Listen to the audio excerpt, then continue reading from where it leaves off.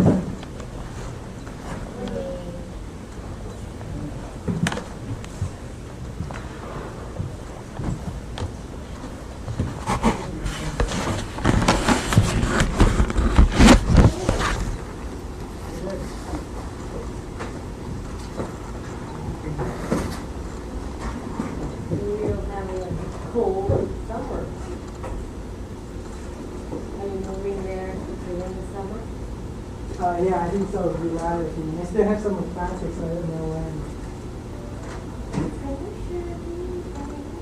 Yeah.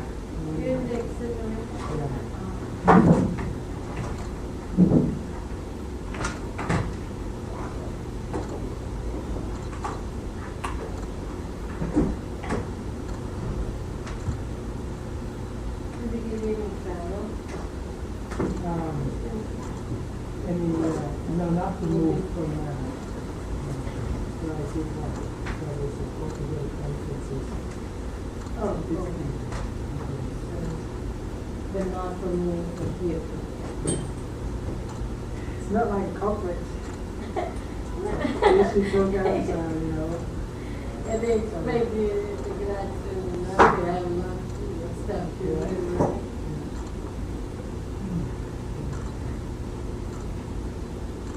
And local is in there, it's so nice. For the big four first, they fly you out, and then you do the pay for everything. Pay for the meals and everything. Some schools do pay for their PhDs. Yeah, they pay for my hotel, that's it. They pay for my meals. Oh. You might want to keep it to the winter discussion. Oh. Hey.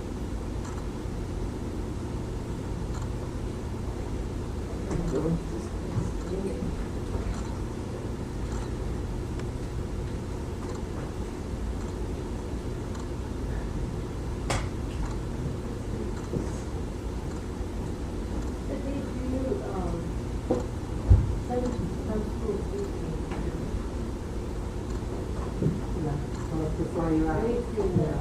In this economy,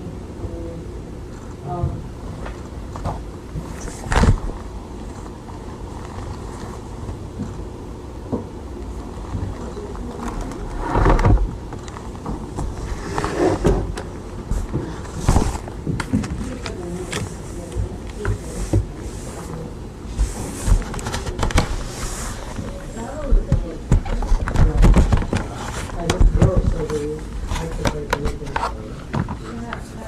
did you drive? We drove. it.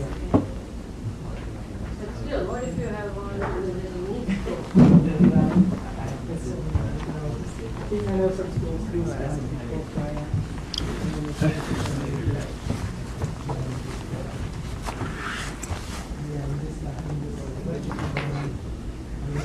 Yeah, I know. Everything changed in English that didn't work.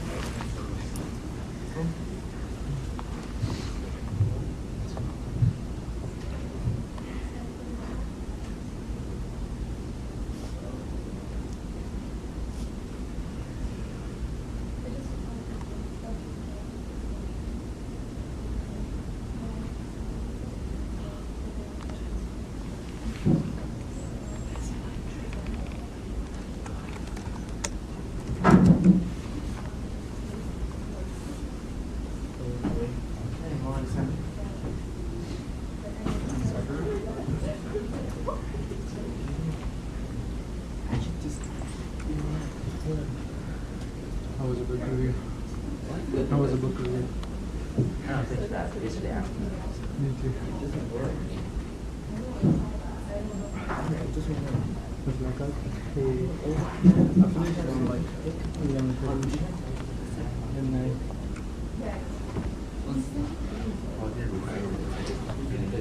huh? Just like type it. Yeah. It does feel that way and present it. Just doing the same over here.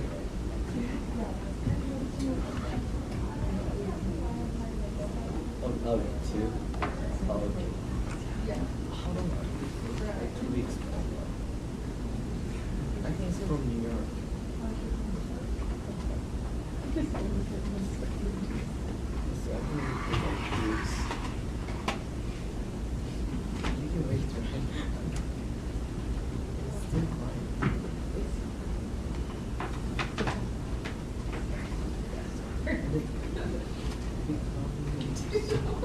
I'll do right away.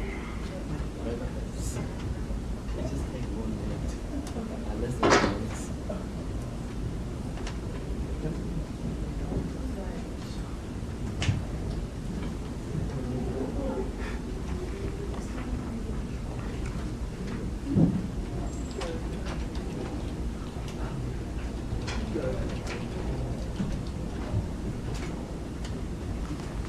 It's up there.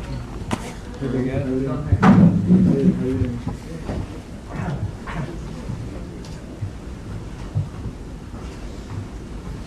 Sure. How you doing?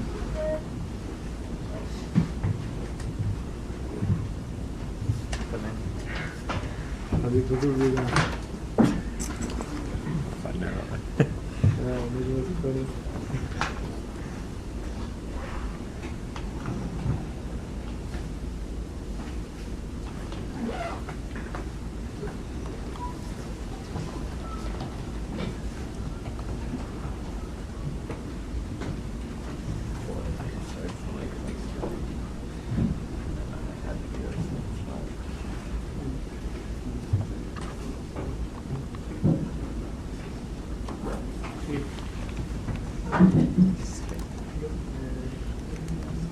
All the going through it and everything. I was like, school would be 2 years.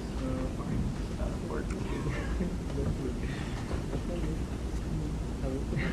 How did you get that? You got, I done the 11th finish, the 12th. Yeah, we got that like 12 Terrible. Like, just.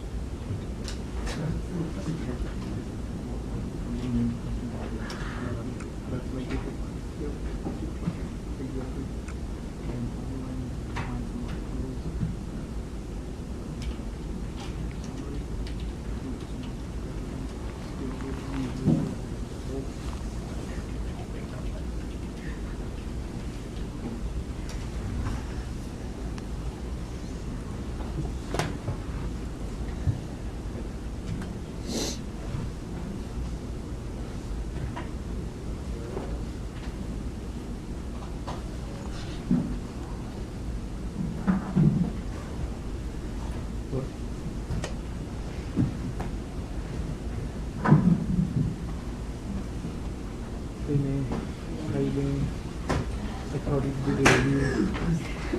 Okay. How you doing?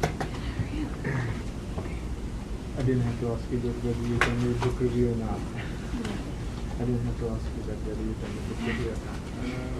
But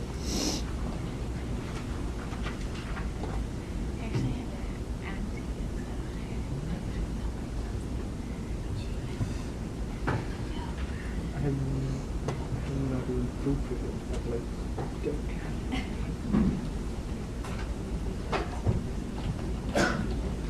Good morning.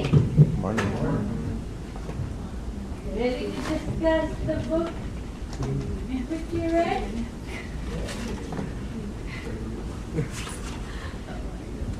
Take your printout. You will actually keep your reviews with you because you will be doing a peer group discussion and creating a slide, 2 slides, which you'll present to the class before we start our discussion. So you will need your book reviews for that purpose. So before I take the attendance, let me just tell you what we are going to do. So I have created peer groups which are different from your groups that you are doing projects with. That took one member from each of the groups. So the groups are different than what you're used to working with. I expect you to be working with your project group for a variety of different assignments. So you already have shared stuff. So share stuff with new people. I'll put up the slide for the peer group in just a minute.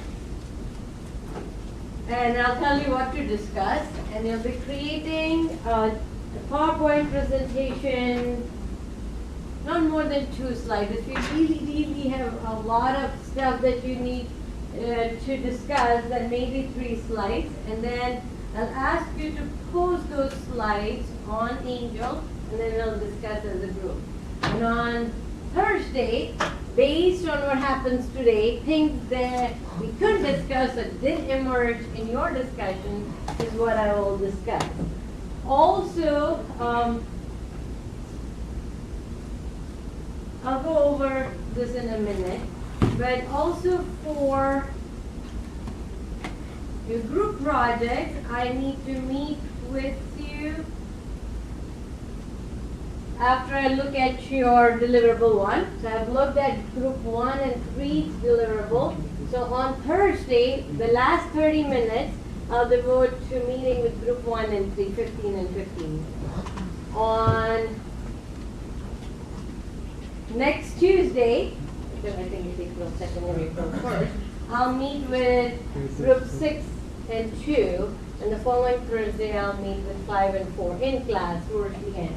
So I'll post my comments for group 1 and 2, hopefully by end of today. I already have the comment written up. I'll post it in your slides. So we'll do that based off your presentation date. Once you're done with the group discussion, I have asked you to post the slide on Angel.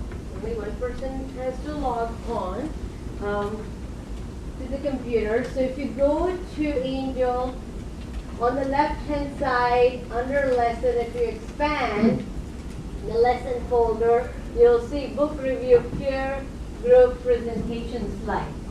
So if you click on that, similar to the discussion, or similar to your group forum, nothing different. Might take a little bit of a time. So you just post your slide. On the subject line, just write your peer group number, which I'll show you in just a minute. So how do I want this to happen? Well, all of you should be sitting down, first of all. I'll pull up this second slide in a minute. You can decide as a group where you want to sit, but I don't want people standing. I want you to sit and take your time when you discuss this with your group. So I have created a peer group. I have taken one group member from each of the group and created a new peer group. Some group had 6 members, 2 groups actually, 6 members. So there are groups where 2 project members are in the same group. But the idea was to have different set of people with whom you can discuss the book review. I expect you to be working with your group project groups already, and you probably have shared your thoughts with them. So these are new sets of groups just for today's discussion. What do I want you to discuss? Well, the 2 points that I asked you to write about. First, the overall theme that you think, the overall theme of the book in one slide. Most importantly, I really want to know this. And if the perspectives are the same, I do not want necessarily to have a convergence. That's not required. But I want to know the perspective. Not all of you talk in the class, and many times, we piggyback on each other's thoughts when we discuss. So I would like to see more of this. I expect convergence, of course, in the first item. So I want you to discuss these 2 items and write it up on 2 slides and upload it on Angel under the group forum I just showed you. My computer is really slow today. I don't know what reason. So once you do that, we'll discuss your slides with the class and do the class discussion.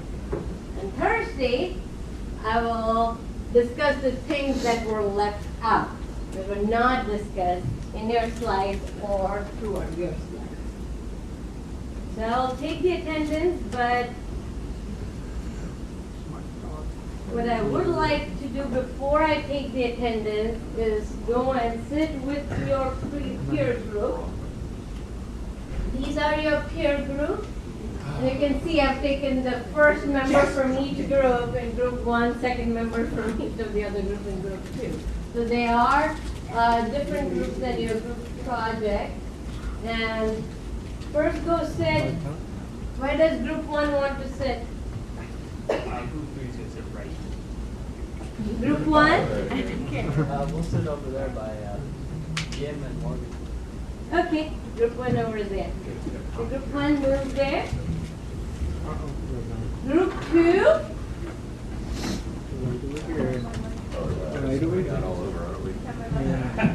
Okay, group 2 over here. Where's your Okay, group 3. Right here. Okay, right here. Yeah, we're gonna be like right in this on this table. Group 3, I know you're right over here. Where I'm right pointing. here. Group 4. And do one group 4. Group 4 on my right. And group 5. We got 2 of us right here. We have group 5. Group 2 next. Yeah. Well, Do you just want to scoot over? Okay, I do want to. What's up, Sam? take this up today. Huh? Take this up. Yeah, I got an interview. After school. This way. Oh wait, actually, never mind.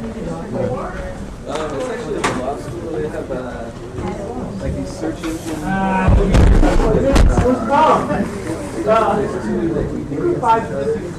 What's the teammates on here? Be a representative. Bums on here. He'll be here. You're with them. Get over there, Evan. We're teleconferencing. We're using IT.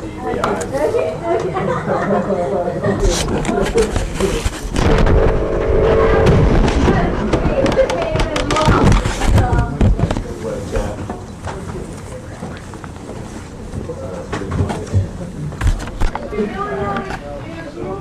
Evan, go ahead. Just making 2 slides, right? All right, well, Samuel, I know you had a chance to Before you guys do anything, and delve into it. You read a whole book? Uh-huh. You read a whole book?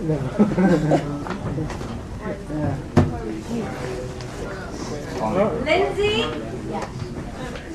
Boss? What are we doing in this group? I think Well, we're just talking about Right. it. talking about this and And make a PowerPoint slide presentation. Oh, we have to make a copy? About everything or something? It's one about one. The first one's about the summaries of the book. The second one's about our perspective. Okay. Gio? That's easy enough. yeah. Nod. Let's go on there. Jordan. Here. I have a lot. Did you read the whole book? Pencil bag. We might be relying on you. Knitting. I did a really good job skimming it. Jim. Probably read the first chapter and then Okay. James wrote the rest. There were some really good reviews online too. Yeah. Oh, there were? Yep. Let's do complete an analytics book review. Cartesian. Here. Get some main ideas. View. Read like 2 minutes. Theory. Read in like 2 minutes. Shorthand. Yeah, me too. Lynn. Mickey. Okay. Here. Me. Well, it's not. McBride. Plum. I'm right here. Oh, did you get Yuri? Here. Got it. Reggie. I did, but We're in discussion. Shu. Here. Sing. Tran. Here. Doug. Ward. Here. Put Alcohol. Wong. Yeah. Yajurvedi. Slacker worm. Yeah. It's like more. Did we have any accounting homework? Yeah. We have 2 readings and 2 problems that I haven't done yet. What are the problems? Just listen I to forgot come it. around and It's listen just- to your conversation. I'm not going to I haven't comment done or the problems, but I anything. think that So they're don't stop talking just because I come close to your thing. Yes. What number is it? 2 things. I'm really sorry. 30. I think it's 32, 34. Oh, really? Yeah, I'm sorry. How did you know that? I'm sorry. Don't bring that up, please. I'm sorry. 2, can you go back to the slides where describe what slides we need to have? So what's the main theme? I'm not over my thing yet to talk about it. So here Hey, are the 2 analytics things I want you to discuss and put on the slide. Your perspective means Well, it's that we can well, select first thing is the the award. analytics contributes to better business performance. Right? Yeah. I think that's a theme of the book is that analytics Listen help. I'll start making our Yeah. I don't know, and then once you make that point, then it goes on about How to become one and how to build the become analytical capabilities. So I kind of think this, well, it links together Yeah. because analytics are good for business. Yeah. Is it our Then we need to perspective start on building the book or our perspective on the themes No, presented? your perspective, the book review, I think Yeah. item 3 or So what did you talk about under your perspective part? My perspective, I just say that the first thing I could do is to hire analytical people. Because if I'm what? Be a little louder. Yeah, dude. I have to say that it's I say analytical people, and so it's 6 of you? yeah. Okay.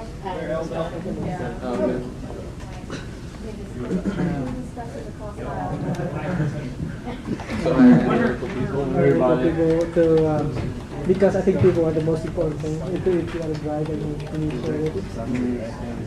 So you're talking about like when you're starting off? Yeah, that's the first thing I do. No, that is like the one. If you want to do anything, if you want to start doing anything, you need to start hiring people first.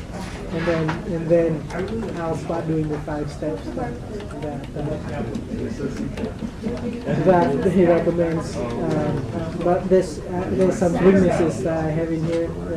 It's a lot of it's not really a lot of concrete action steps you can take. It's just, oh, this is good, and then here's the examples. Yeah. Explain why it's good. But there's nothing that says, oh, what you can do to start doing these things, right? Like how to identify analytical people, how you can hire them. how you can develop a strategy for the analytics. So how to complete the five steps. That's what happens in a lot of these books. Is just like that. A lot of cliche and things, but it's not in that complete. And it seemed very vague, like very. They used a lot of generalities, like analytics was just this umbrella of stuff, and it's like it didn't give any specifics really. I mean, it talked about the steps in building analytics, but it didn't. I think you're right. The specific examples weren't really there. And I just, in my perspective, I talked about like small business owners and how even if they read this book, they would have no idea where to start because there's so many options out there. Everything's so expensive, and like it's just overwhelming to them. They wouldn't know where to begin.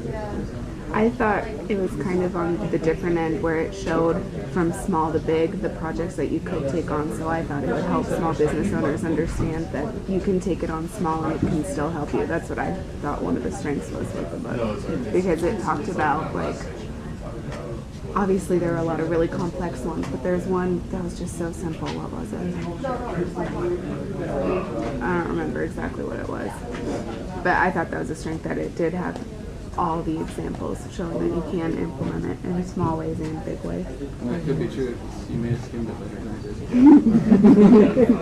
But the thing is, it only has good examples. It doesn't have examples of failure. Yeah.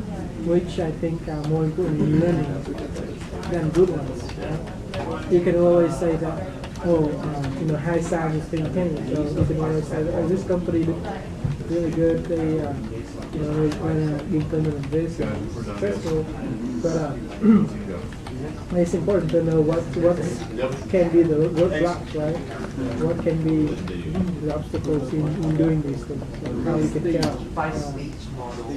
So I feel it's not helpful for people to if they want to start doing analytics. I think don't have a specific roadmap or concrete action. I think the only thing that the book really offered was like helping to change the culture for people to accept the idea of analytics to be within their firm. But then that's all it was doing. It was building it up and saying, yes, it's good, we should implement it. And then there should be like another book for everything else. Well, it does a good job of saying that illustrating with examples how analytics can make the firm, help the firm performance, right? So it's kind of give the buy-in, get people to buy into the idea of analytics. So I think that's probably the major thing that he does. What about you guys, Alex? I'd say no, because the whole second half of the book was on how to do it. Only the first half was on like how good it was. It was the second half that was all like how to build it and what aspects work if you want to build an analytical competitor. So like what I put for my like main idea, analytics can be used to gain a competitive edge in business, and there are specific ways that businesses can build and improve analytic capabilities. Was my one sentence. What did you talk about in your perspective? Weren't the steps just like getting analytical people, and it says you need to do that, but not how to do that? Wasn't that the second part of the book? Yeah, because I think that's what we're saying. Like it tells you what you need to do, but not like how to do it. How to do that? Yeah. Yeah. That's what I wrote in my perspective. The book just at the beginning it just said that the author just wanna bring up the ideas. She said that I don't remember. They mentioned that there are some ongoing books to mention in details for the implementation, and what the aim is for them is to bring up the ideas and bring the awareness for the public, and then let them participate in the analytics competition. So actually, I think in neutral stance, I will think this book. For my perspective, I think I would they give you the framework, and then you can use this framework to think about the small and medium-sized business owner can use this framework to think about whether their business is the right time for them to implement the analytics.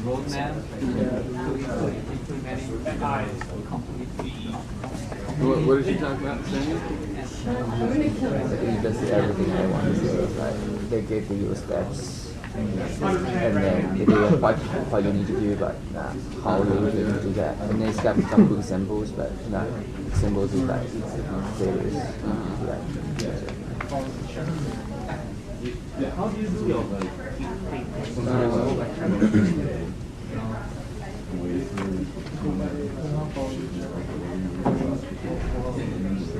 You know single space instead of having three?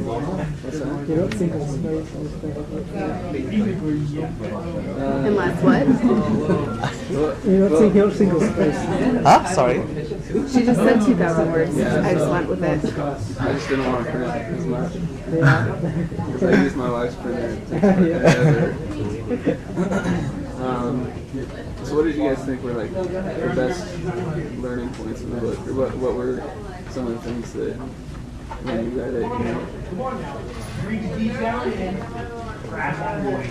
you learned and could apply to business?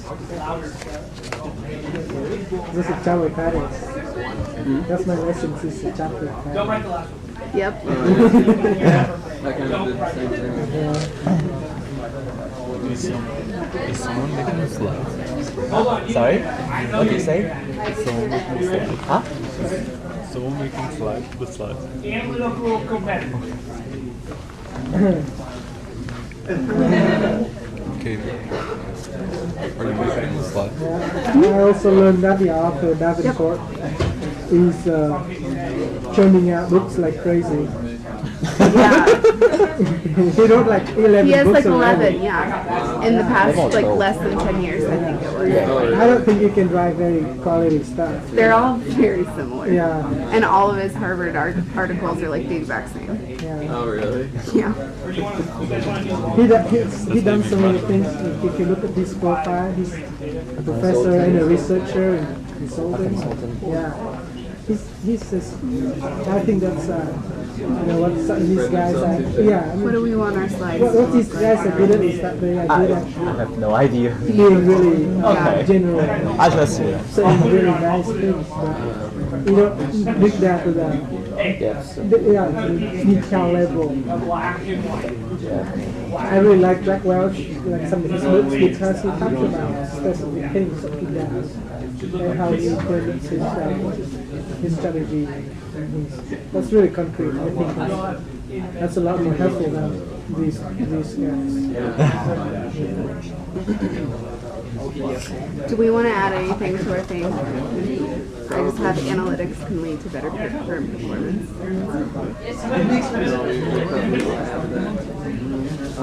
I like symbol. Yeah, we can Just 2 slides and 2 words. Just make it like It's all right. 25 font. That's what I was Print one sentence. slide. It talked about the roles of analytics, or the role of analytics in external and internal. Both external and internal business. Yeah. This will be. That's still part of Subpoint. contribute to, That's Yeah, how we- it contributes to better. Well, yeah, I guess that's the main thing, and then everything else is going to be under that.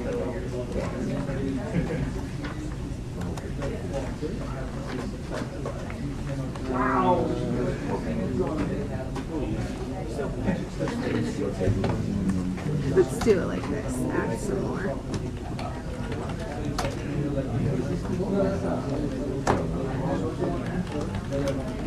We should make a page about the office.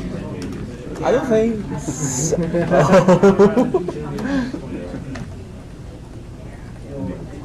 Okay. What were the main points in external and internal? I don't even remember. That's the problem. Internal. I know why it's not concrete because he's an academician. He's not a business practitioner, so he doesn't really know how to. Which is funny that he's a consultant as well. Yeah, I mean, it's broad because he does a lot of things. It's really broad. It has a lot of things, but because he's not a practitioner, he doesn't know how to implement it. And I think that's more important. It's implementation. Maybe we could put that as one of our That's a make or break. things. The lack of implementation. The perspective. I think I put that in our perspective. Yeah. Lack of implementation steps.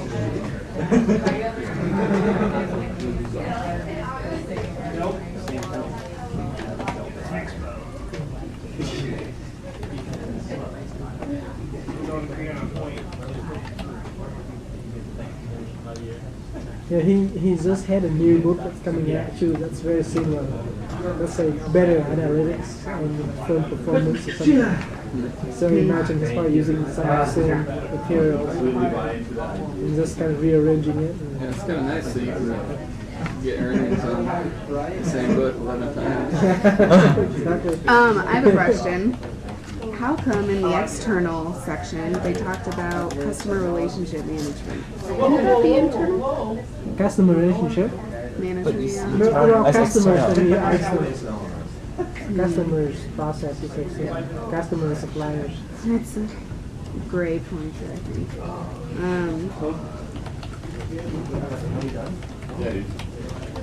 Yeah, so under external is customers and suppliers. Yeah. And then internal, It's 4, right? yeah, it's human Financial, resources. financial, manufacturing, R&D, and human resources. Got it.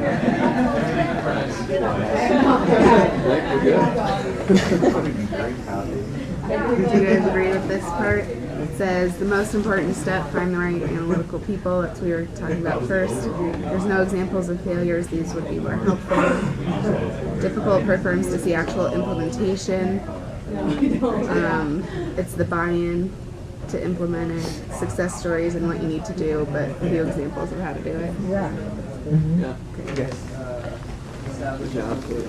Thanks. Yeah. I'm really good at listening.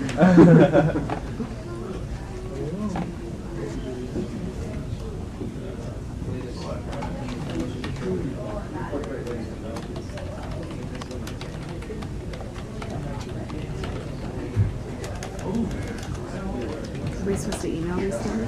Oh, post it online. Angel. Oh.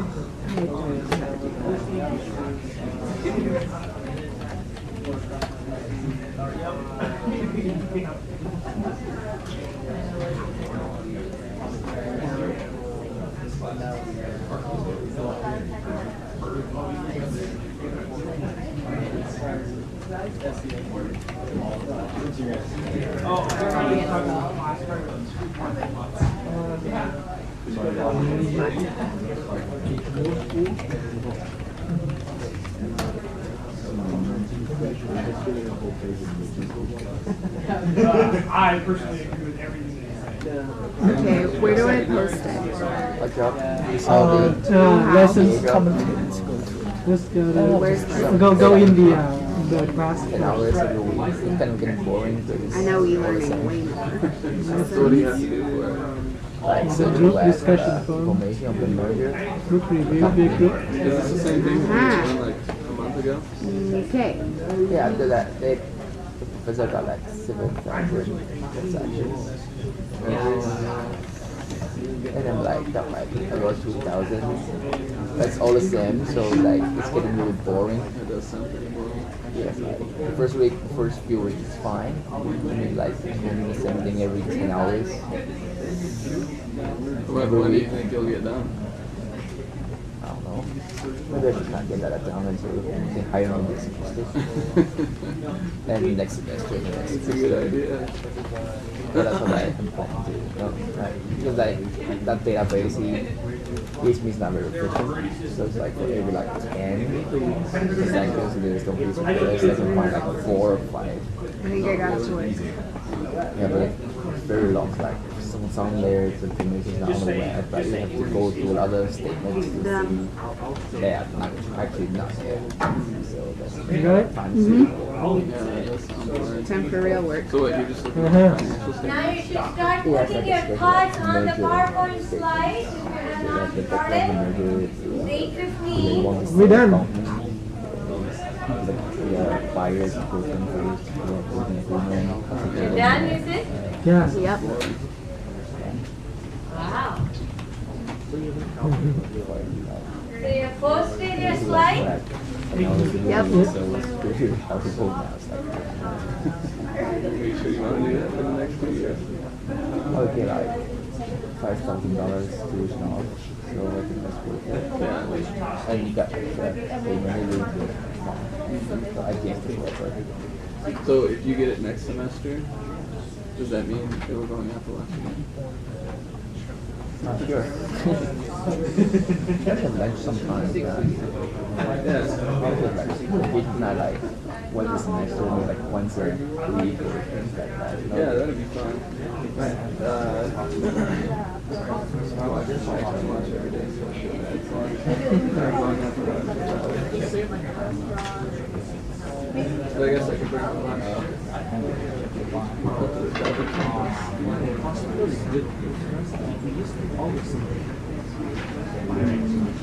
Hey, hi. You know what John Paul's on? No, I just drop by What's the interview about? every once in a while. I know that tomorrow at noon Tuesday, Monday, Wednesday at noon. I just stop by that way.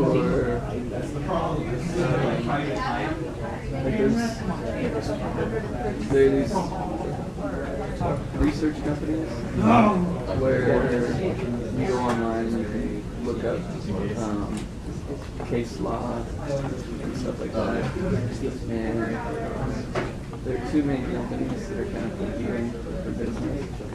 And so what they do is they give the law students free access to their website so they can learn it, and then they hope that they'll go on and want to use that. And so I'm applying for a position to be a representative for one of those companies.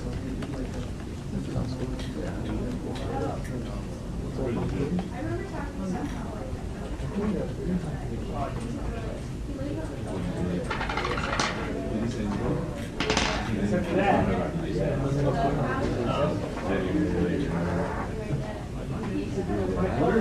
Essentially, some location. Well, 12 to 5. I think I'm gonna do summer school. Some school. So it's exhausting. It's gonna be kind of crazy, but it'll save me lots of money next year because I would have to take those classes anyway. Is that law school chapter?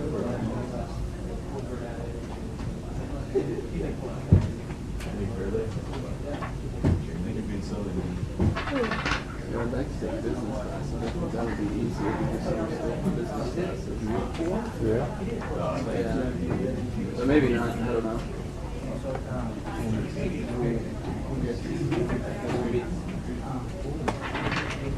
I don't know, just want to get down this semester. You are. You want to get this semester down. You don't have to be motivated now. So, whatever. After spring break, I kind of got that way too. There's so many things to do.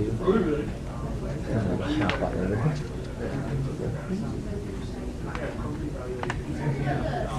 Have you started to do marketing kits already?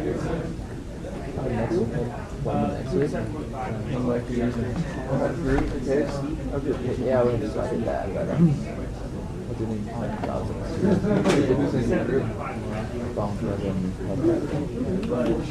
What are you guys doing it on? It's a case called a dog cereal. It's a kind of free food. Oh, really? You're group 4, right? I've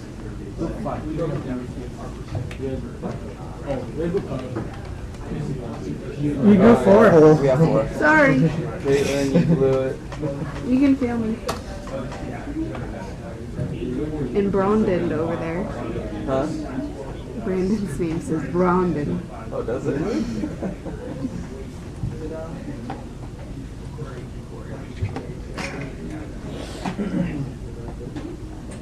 I'm group 5 for the other project. Sorry, guys. Getting confused. Here are slides. That's what I was slides,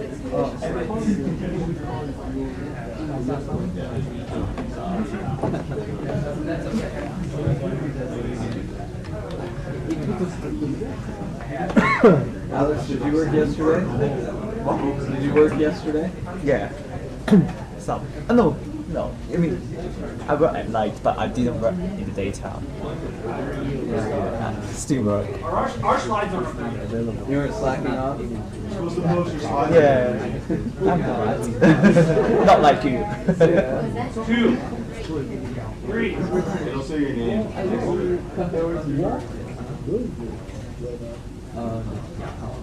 Here's 3.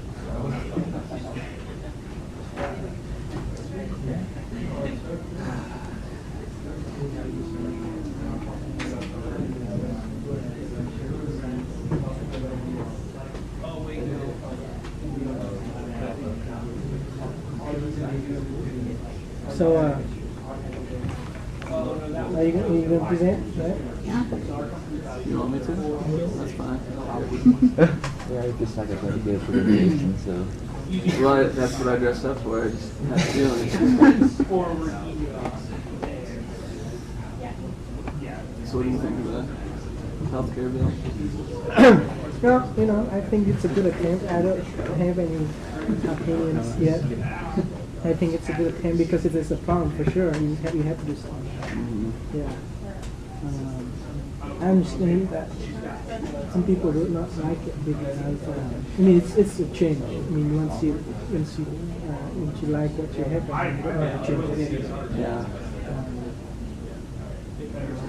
But I don't think it will change anything for people worried about this kind of insurance. I mean you're already not buying any insurance anyway. It's going to change it for the insurance company. Yeah. I heard that the penalty for not having health insurance is significantly less than the health insurance itself. So no one's gonna. For like the first couple years at least. Yeah, because I think it's 1% of your. It's either $400 or 1% of your income. And then I think it goes up to like 3.5% of your income. I don't remember what the monetary amount is. But Yeah.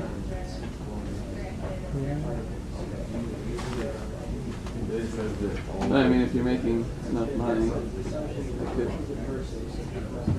be quite a bit. I mean, if you're making 40,000, Yeah. $40,000. But people who are making 40,000 usually are the ones who do obtain health care. yeah. So Yep, it'll be interesting to see how it all pans out. my mom works at a hospital, so I know the amount that they spend on charity, and it's ridiculous. And they're having a really hard time because of it. So Charity care. yeah. Because people who don't have health insurance. Yeah. Yeah. Yeah, anytime you don't have health insurance, the hospital has to pay for it out of their own fundraising, charity care. Well, they only accept you for emergency care, right? Well, mostly, yeah. So then our cost has to have to subsidize theirs. That's why our costs are so high. Yeah. And by our I'm saying people who have health insurance right now. Yeah, I wonder what's going to happen with like illegal aliens and stuff. Yeah. Because I mean, if they aren't citizens, then they won't be. Yeah, because they're not going to turn away people at the door if they're dying. I don't know. Oh, yeah.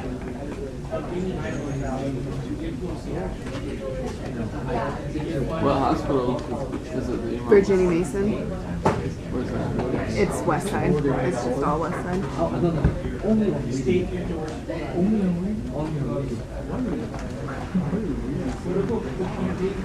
It's Virginia Mason. Yeah, what do you have a hospital? It's its own. It's private. It's got like 6 or 7 clinics and 2 hospitals.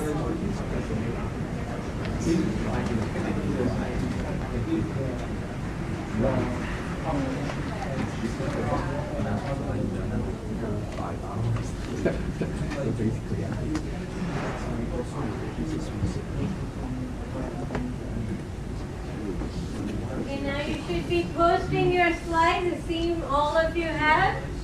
Group 2, you have a couple of minutes to post the slide up.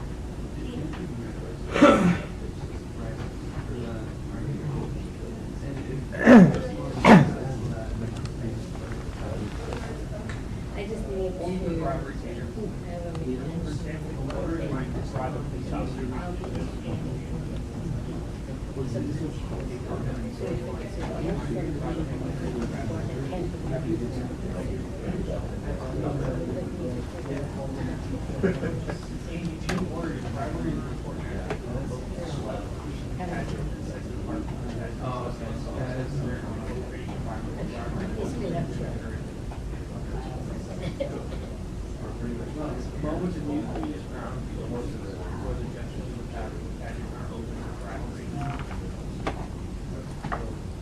Primary revenue is estimated at about $1 million. I don't think that includes it.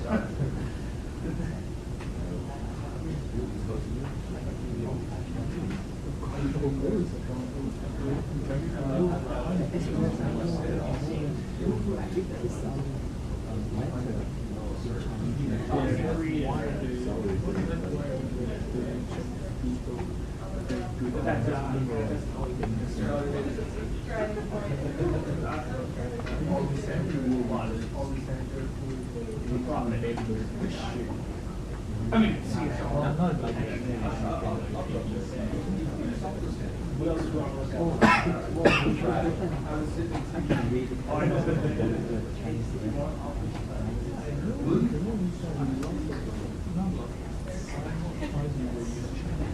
Go round,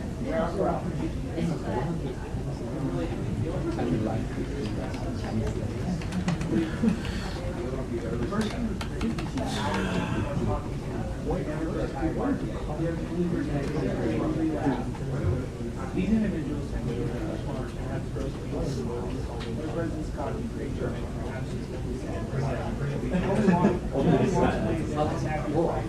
Because they're happy, this is all you hear about.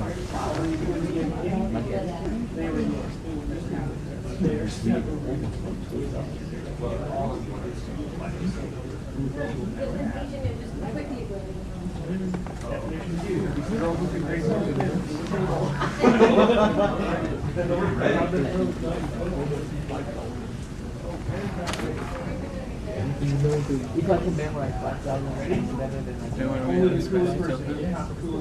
What? Want to read the spicy tofu? Might be able to do that? Do you have to work every day? Yes. So maybe we could do it on a Sunday again. Yeah, I guess so. Look better. Or Friday night. I mean, Friday night, Saturday, or Sunday.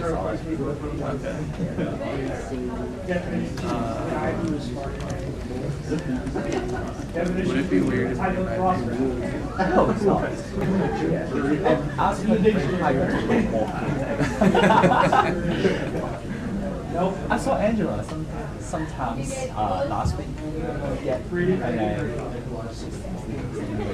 Oh, really? Yeah. Maybe Tiger keeps cooking for her. I don't know. I mean, I went to the morning with spring break, and then I met her in the bus, and then she talked with me. Oh, really? Yeah. Is she doing alright? Yeah, she said that she is. Yeah. So she's just taking language classes? No, actually, she took online video. Oh, so she's starting. Is that how she's going to finish up this? Yeah. Maybe. No, it's like my online. My next semester joins. Oh, really? Yeah. She said that she has. I mean, she said that she good to make it. She said that.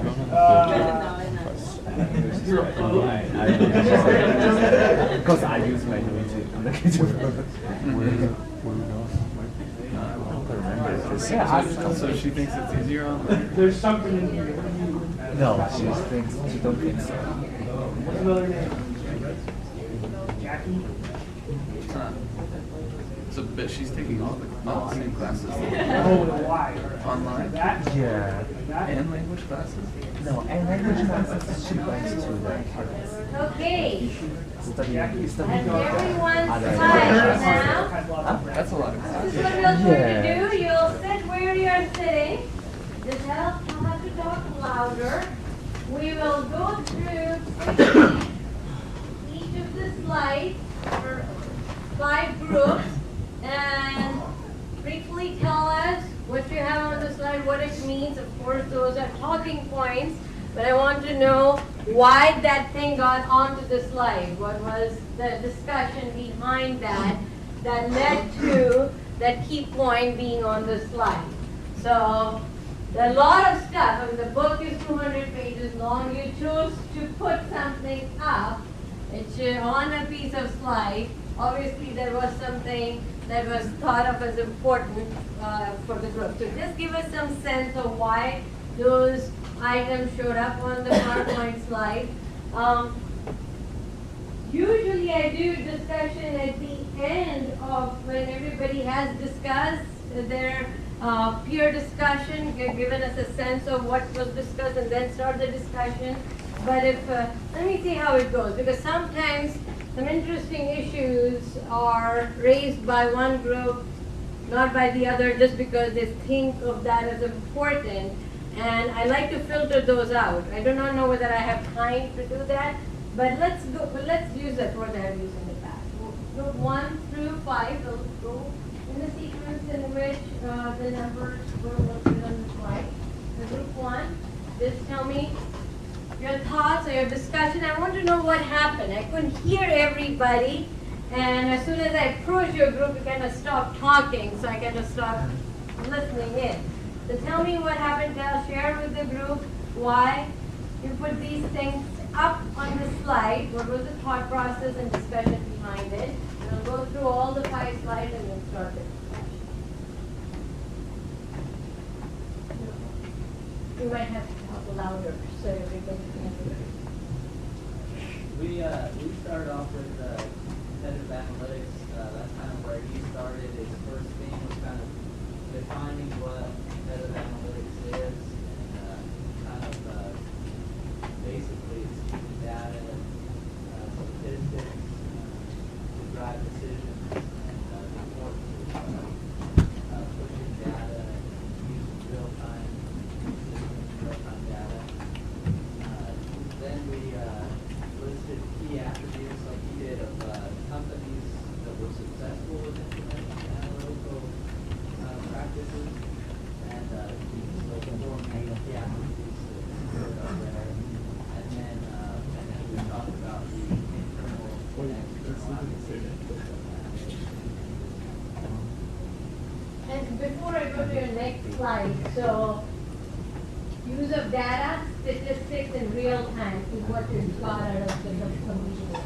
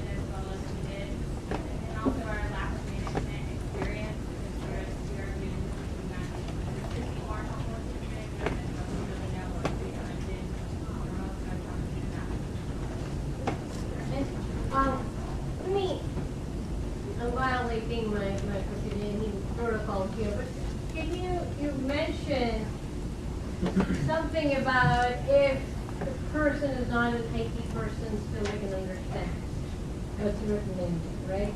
Who was it written for, do you think? Who is the audience for this? And I'm going to discuss that later on, but just wanted to get your, because you kind of touched on that. I think it was more for a CEO or a manager of the meeting house setting and what I think and those are the people who are going to be implementing systems that I need and help. But in order to have or to get this in place, or the person who's going to think that this is a good idea be more of the CEO or manager.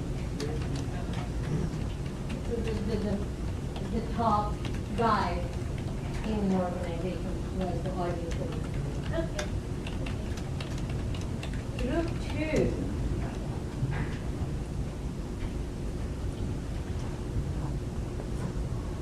You might as well just skip on to our perspective because I know it's not going to be a whole lot different here. Yeah, see that different data used in.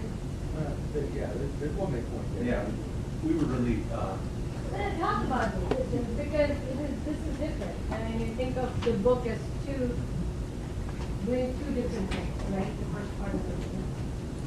I guess we essentially read what the first part of the book you said came across as kind of the concept of what is analytics, what are these really. The second part of the book almost not so much a roadmap of how to give an overview of ways to start implementation. So at least we kind of divided it in two sections of what it is and how it the reason we put the data in the Cenex company is there was a lot of examples provided in the book. They were mostly centered around companies that were already very technological immersed and had a lot of analytics built into their structure. But the Cenex company really had nothing to do with technology or analytics in any way until they implemented it. And once they did implement it, it was a very obvious advantage and it gave them really competitive advantage over the same business. So absence of and then presence of, right? Whereas, using examples like Google and some of these other companies who are already so involved in technology and just immersed themselves in technology, they really did sort of a fair comparison compared to Cenex that came out, had nothing to do with technology whatsoever, and business. Once they had huge success doing so. And distinctive capability. One driving point that we found throughout the book was that the author talks a lot about building these distinctive capabilities for your organization that can be both supported with analytics and then using that to create and support good decision making and not looking for results specifically, but find ways to make better decisions that will produce better results.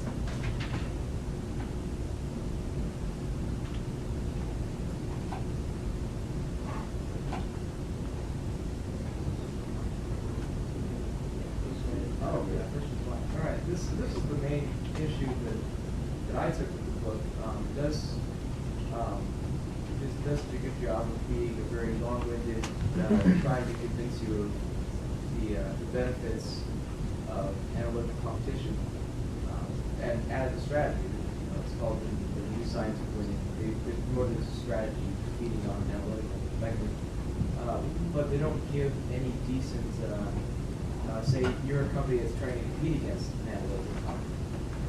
They don't offer up any sort of advice or any sort of factors that would influence you being able to compete with them, other than my assumed fact that they would say we have to compete on the basis of analytics. I would have liked to see a little more in-depth viewpoint from a competitor standpoint.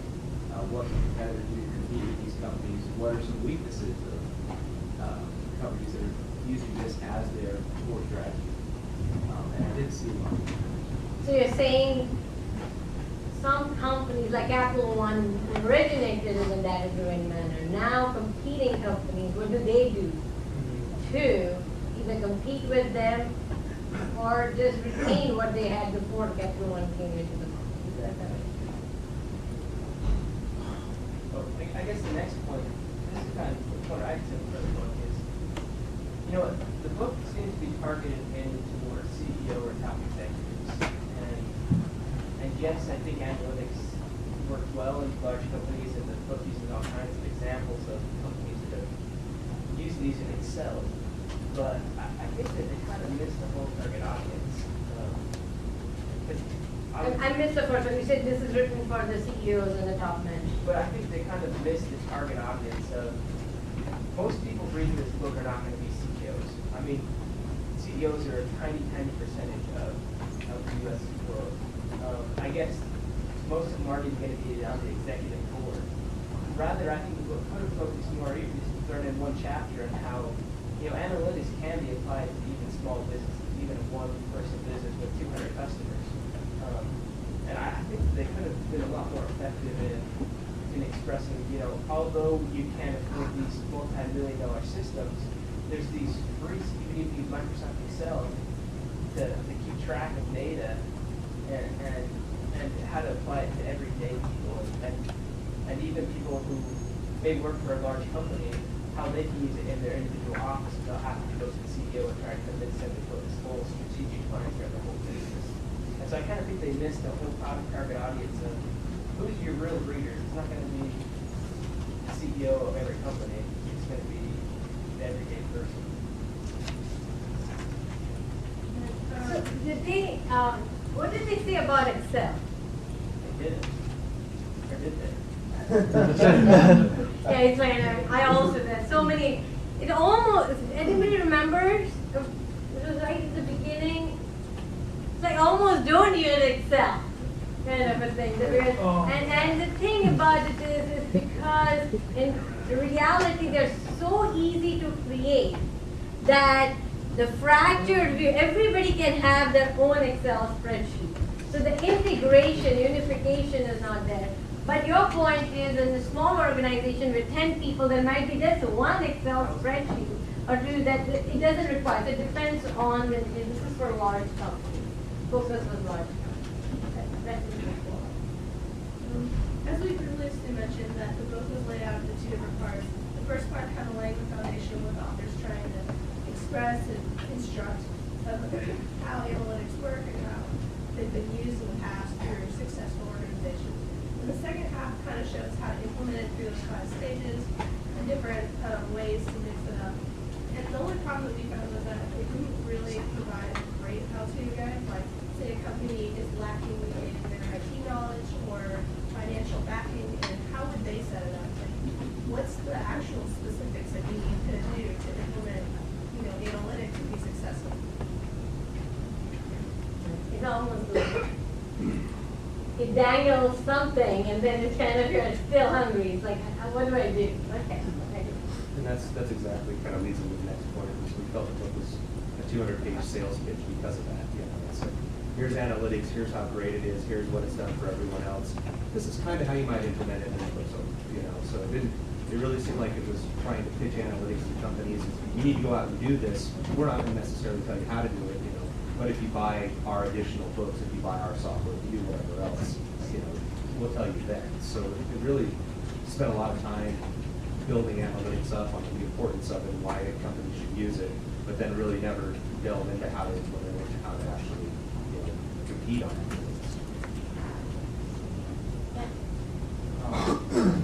What I got from the book is that it talks about all the extra benefits that you can get from the advantage and the capabilities and everything, but the book doesn't say how much extra cost it associated with implementing all that from stage 1 to stage 5 for the company.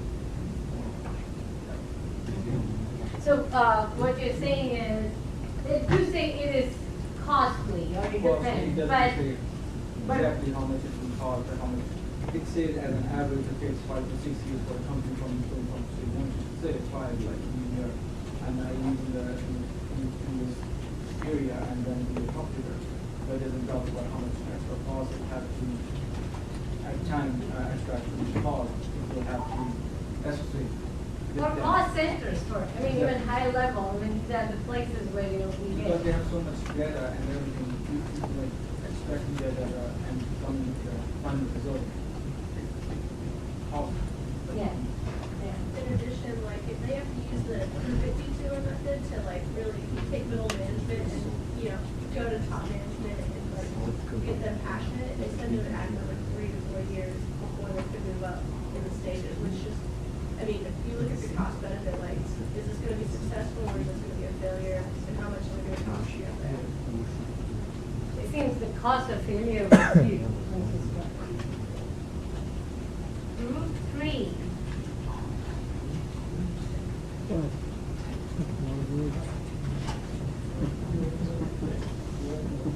Oh, what's up? Yeah, we kind of covered everything. So we thought the analytics could provide a competitive advantage because there's no more territorial markets. Yeah.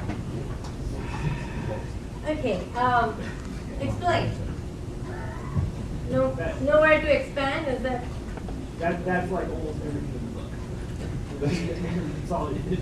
Okay, it talked about how what's left to compete on is analytics because there's no more boundaries really to plug across. People have similar technologies and similar capabilities. So it really tries to tell you that what's left is to compete on efficiency and effectiveness. And that's analytics. And yeah, so think about it. Do we buy that? Do you buy that? And that's for the discussion. Yeah. Continue, I can hear and it's taking notes as well. So, to be successful at all level of organization. Oh yeah, that was one of the 3 traits where it said that you need to have top level management board before you can. Like a sponsorship from everybody. Yeah.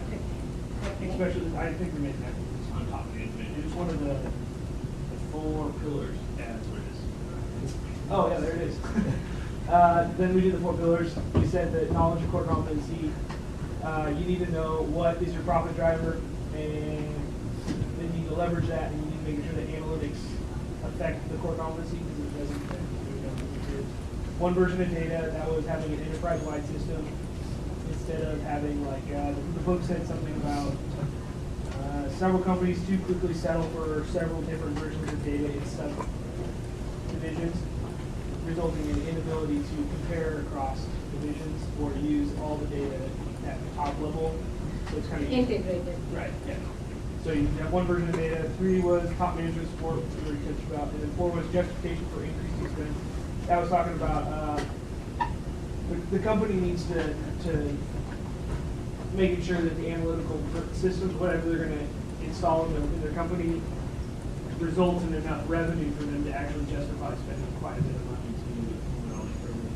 So did they say do good cost benefit analysis, albeit they may not explain how to? Yep. And then 5 was the next one was our 5-step pyramid. We thought that was pretty important. Stages of the just climbing up that ladder. As long as you answered the 3 questions, does competing on analytics make the company more competitive? Is there ability to acquire big data, which we did put on there, but that was important. And then 3 was, does the company possess the required technology to undertake the climbing the ladder? So if you can answer yes to all those questions, then you should look at this pyramid and climb up that ladder. You need to first figure out where you are and then move on. Right. Well, it doesn't matter where you are if any of those questions are no. If any of those questions are no, then it doesn't matter if you don't want to do analytics.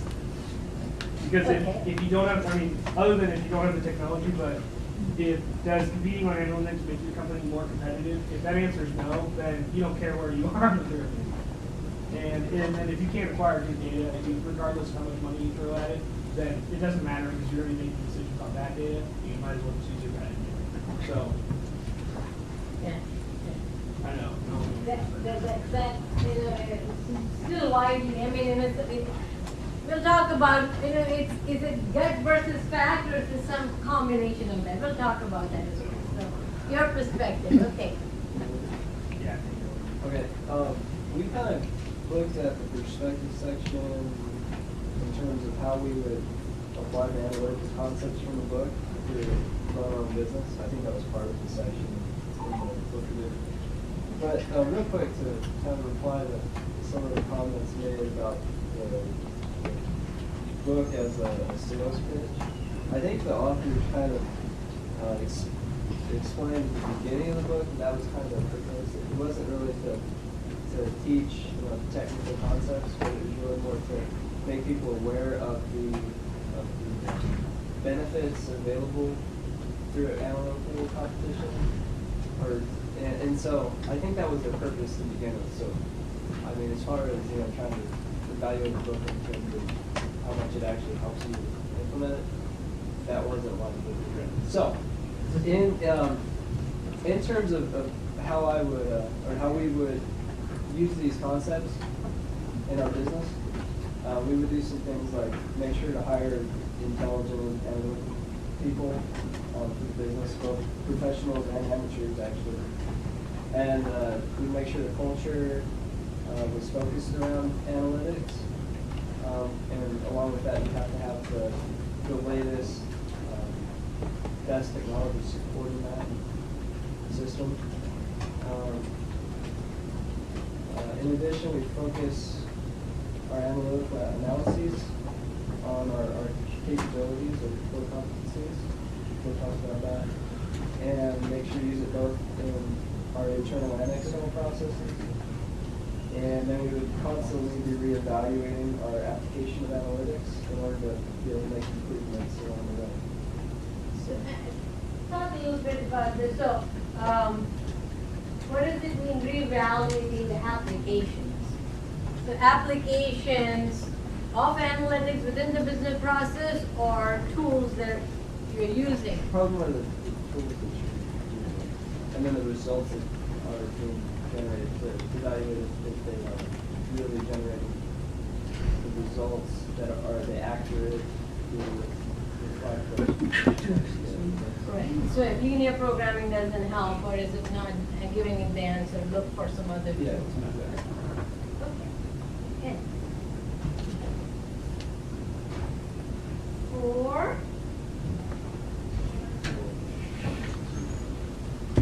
I think this is group 5, but that's okay. What's that? This is group 5. No, I was confused with the number. Oh, that's right. Okay.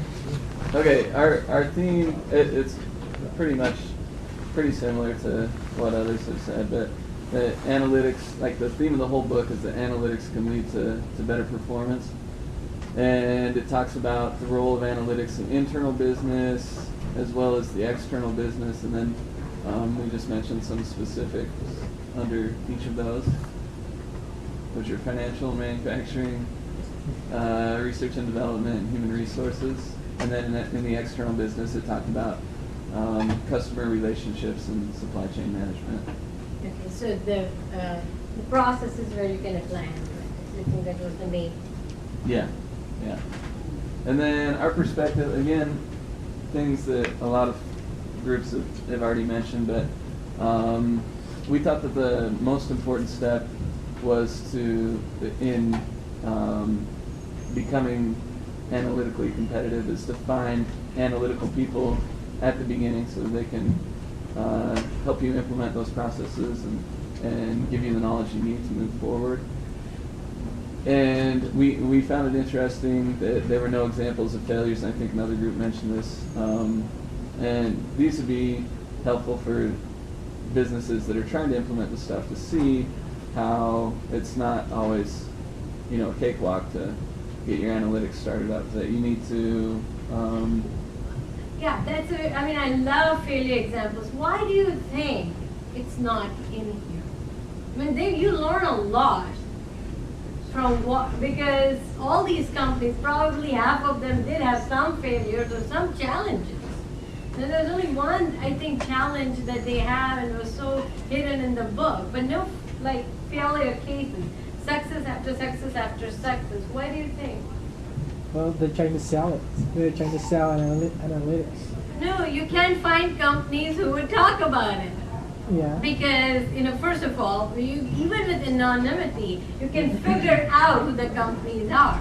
They will either talk about it, they will not give you the rights to write about it. That's why there are so few failure cases. It is a stakeholder perspective. You don't want to say we failed in this. Maybe 20 years later, but not immediately right now. But yeah, that's one of the things. I wish I could find failure cases as much, but you can learn more from that. They're scarce. Sorry. to interrupt. No, that's But okay. I thought- We also thought that it was difficult for the firms to see actual implementation strategies from this book. They kind of gave you the roadmap, but they didn't tell you how to make those steps. They said this is what you need to do, but they didn't give you the how to do it. And then we said that this book is the buy-in for firms to implement analytics. And again, talking about lots of success stories. We kind of thought of it as they're trying to build it up as a positive thing, and that's why they didn't have the failures. We didn't think about not being able to find those cases. We just thought that the authors were trying to put it in the most positive light to allow businesses to see that analytics is a great and wonderful thing, which it can be. But again, they need specific examples of how to implement the analytics system. Yeah. 4 minutes. So group 5.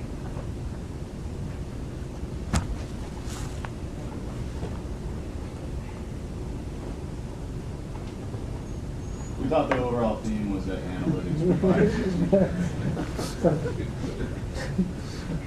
Well, what's so funny?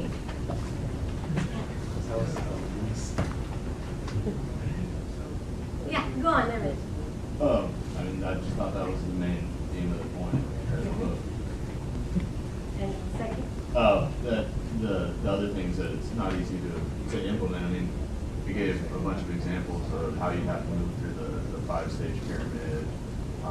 You know, the 5 different criterias for analytics.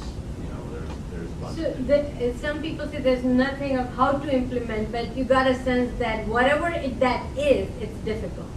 Yeah. I thought it did a decent job of how to do it.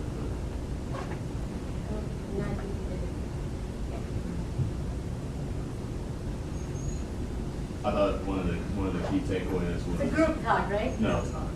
I thought one of the key takeaways was that analytics are becoming more and more important, especially as he gave an example of how the industries are becoming more competitive, and so you got to earn every little bit, and that's where analytics is really coming into play. So yeah, here. I think this book is more geared towards the companies and the executives that is trying to step into the IT and analytics competition stuff. It's not really for the really top, like for Google, for those kind of big companies that's really established with analytics and. Okay, so it is for. So you're saying not every company can compete on analytics? No, I mean every company could, but this I'm saying that this book is more for people who doesn't really understand about analytics just yet. The book is for people who's just like me. Okay, just like you. Trying to learn. Okay, okay. So I have 1 minute. There are certain things that I want to discuss. I've written it down with emerge, but we didn't discuss. We'll discuss that on Thursday for about 30-45 minutes or so. One thing I want to ask, the new sign that is in the title, new. What is new? The new what? In the title, the book says competing on analytics, the new science. So new, what is new? Yeah. The idea that you use it as a basis for competition. So almost it has not been up until now, right? Okay, so what else? What are the interpretations of new? Yes, I think going along with that, like unique applications that can give you a competitive edge. Okay, okay, okay. Okay, we'll continue there. I will talk to group 1 and 3 at about the end of Thursday's class. So the class will be up until 8:30 for most of you except for group 1 and 3. Good job overall, guys.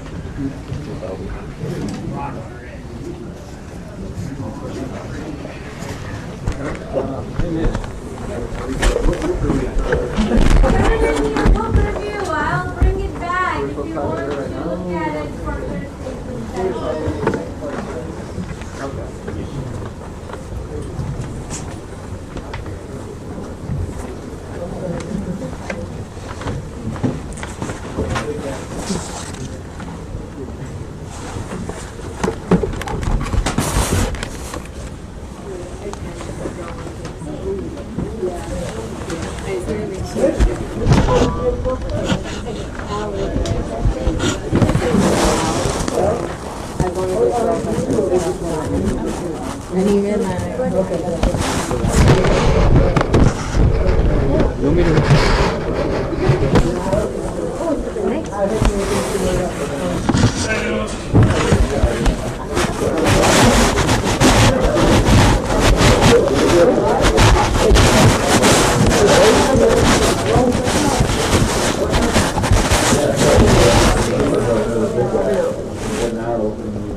Are you gonna count yet? The what? Okay. No, I plan on doing it. I think he's gonna ask for it today. I just have a Homework, feeling. like, actually count for a grade though, because he's collected It's it just twice. participation. Yeah. He's collected it twice, the whole time. So just like, Means it has a higher weight when he collects it. I highly doubt, you know, like if you do everything else and don't participate, they're gonna give you less than a No, not wrong. You don't look like mine.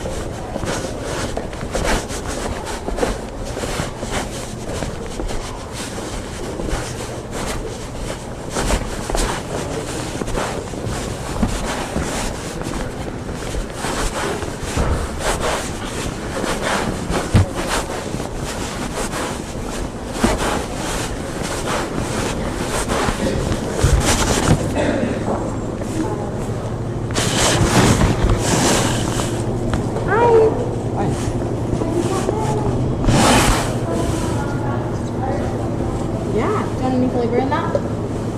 No? 323. There you go.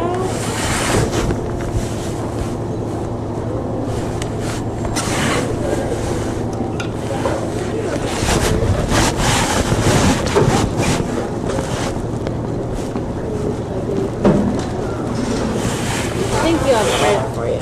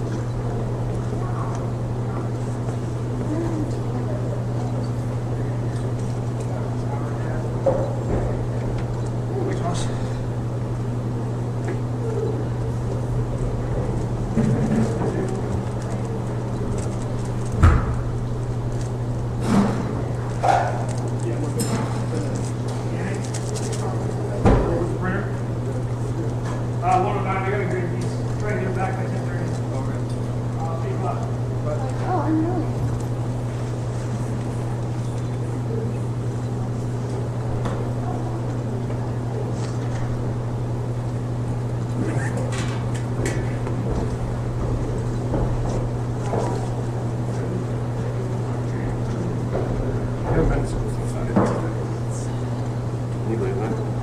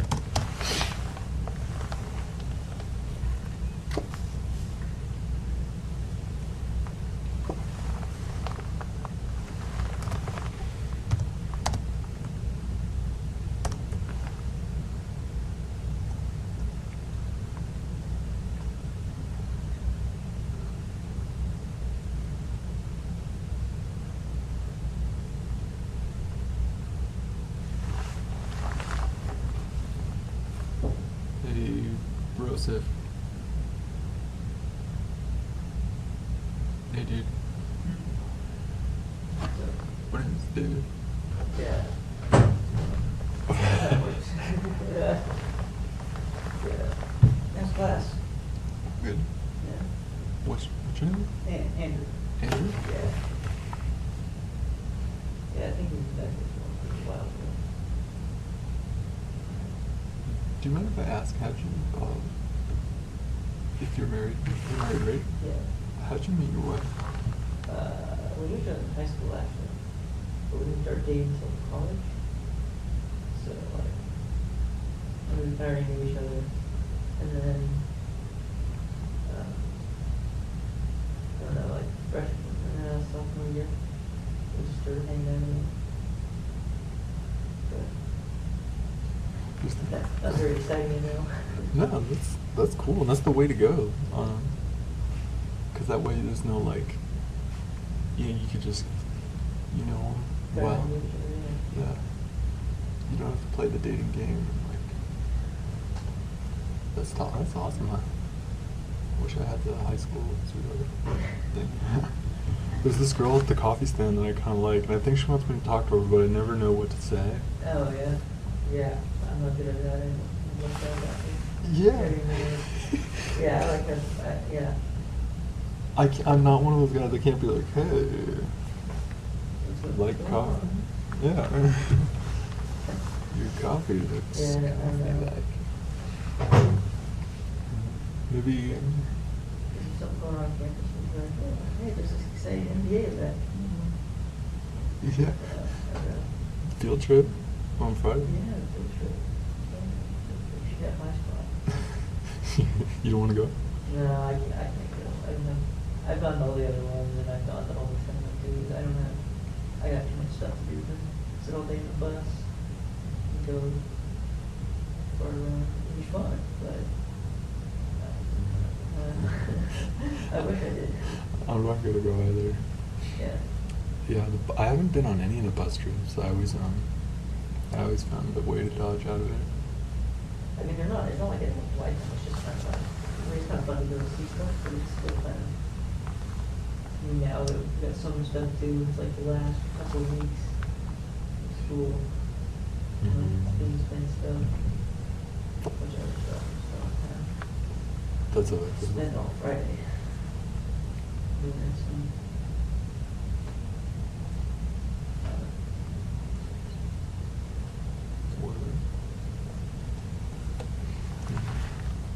I gotta think of something to say.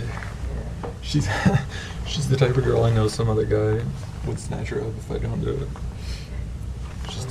She's too cute and like. Good luck with that. Yeah, no advice whatsoever. I'm sorry.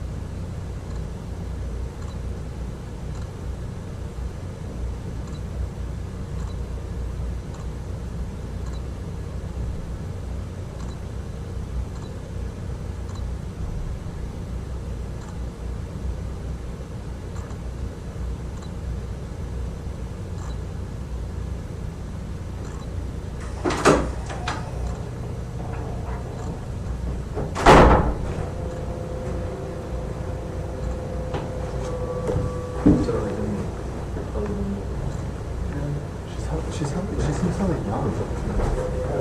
I feel kind of weird about it. What's that? Yeah. Maybe like she wouldn't have a problem with it, but like I don't know if it's a good idea. Yeah. Do you think that's weird, or do you think that's okay? I don't know. I mean, Macy's never now, but you know, nobody really will matter. Yeah.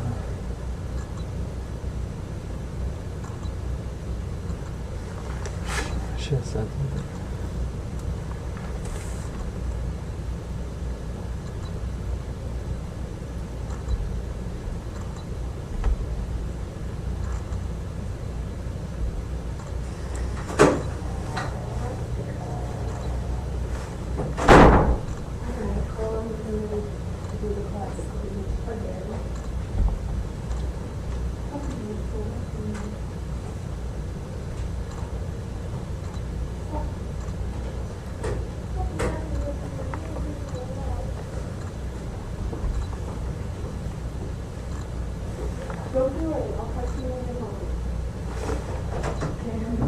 Crazy. Son of a bitch.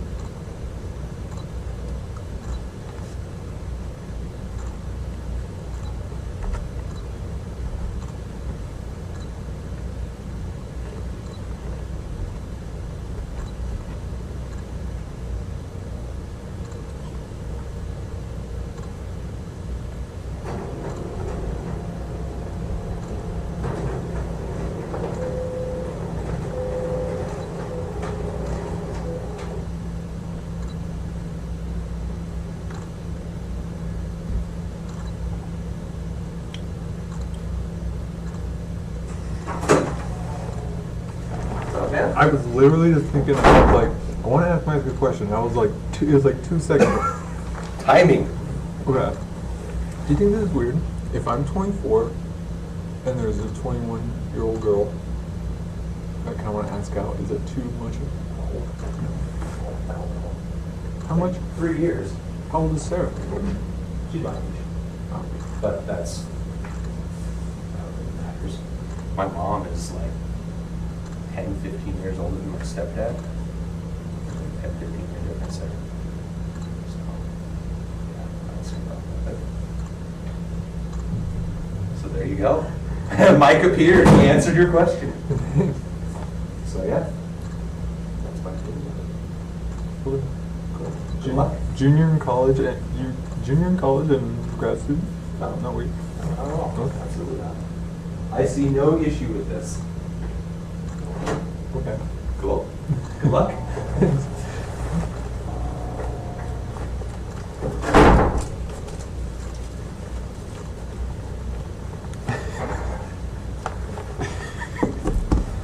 I see no issue with this.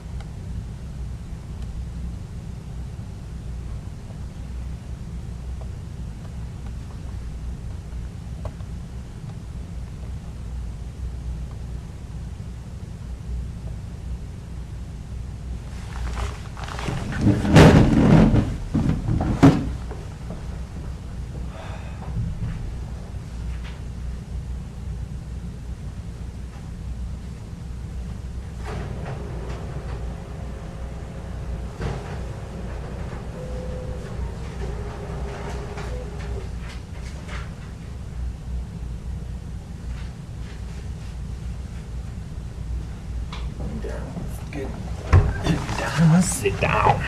Sit down. Sit down. I'm all in it. What's in it? Just look at it. All in it.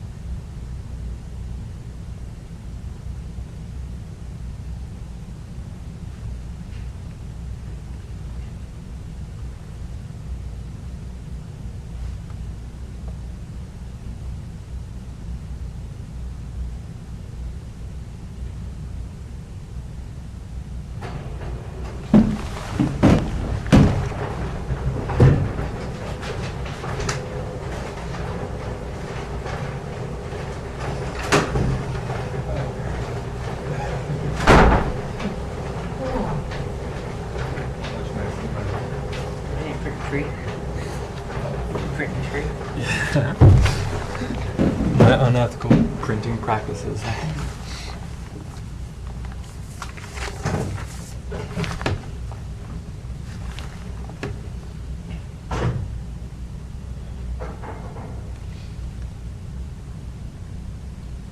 you ever been to the Brown Bag Cafe in Kirkland? Right off 405? Yeah, like once. I feel like you might have seen Like everything's like huge, like pancakes are like the size of a plate. Yeah.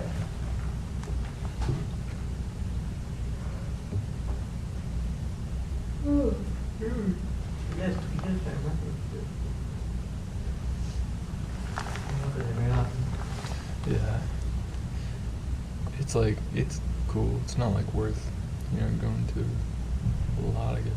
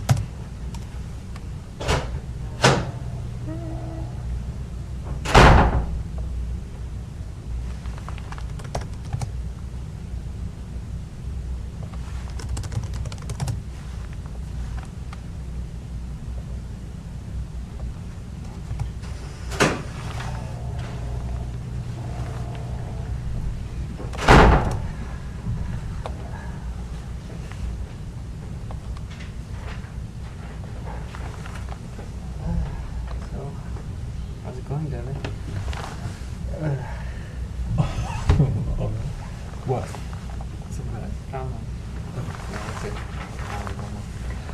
Oh, I only slept 54 minutes last night. Me too, dude. I went to sleep at like, what time was it? It was like 4:25. And then I slept for like an hour and then we came to school. Believe you're right. And it was really, really long. And it's over. Yeah.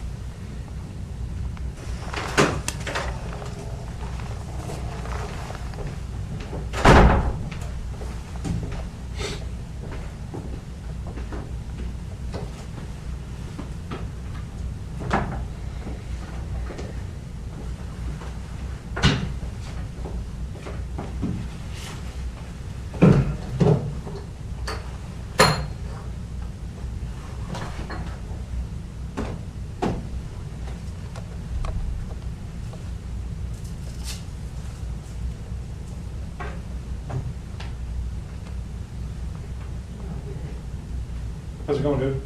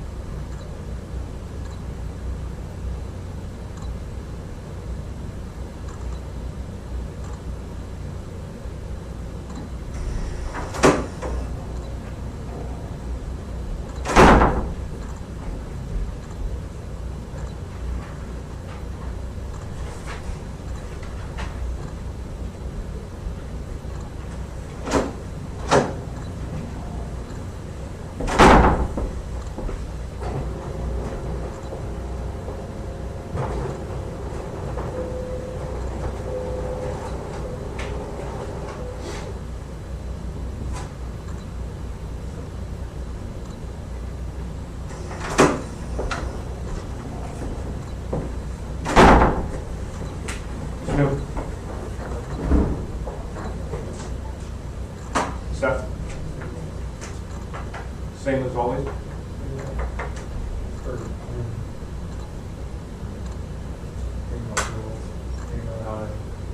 Afraid of growth. Thinking about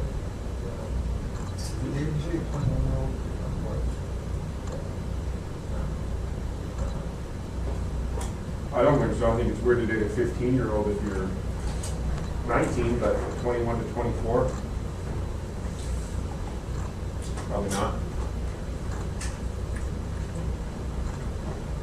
I think the age differential becomes less important as you get older. It becomes wider. The acceptable age differential. I but it would also be odd because she, 21 is an interesting age, and I felt so much different at 21 than I feel at 22. So I feel like it would almost be intrusive on her doing because of, I don't know, I think about it so much. I would want to have it like everything. After all, it's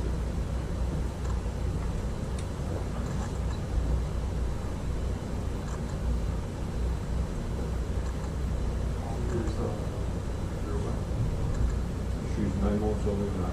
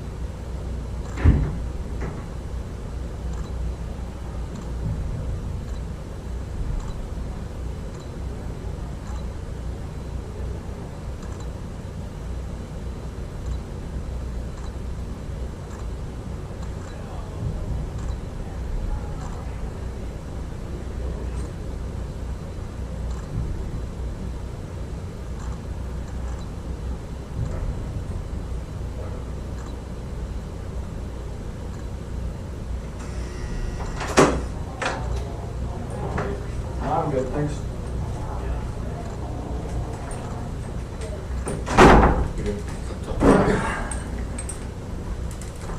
Go sit in that chair. That chair's booby trap. It's gonna go straight here. Here you go. Sure. Just had to try it. So what? Had to try it. Thank you. Curiosity. Geez, who wrote gummy bears all over this one? It does smell like gummy bears.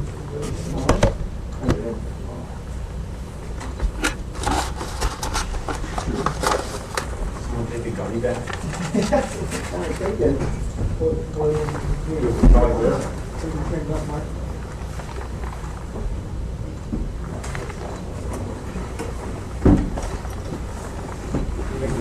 Does it smell like this? Yes.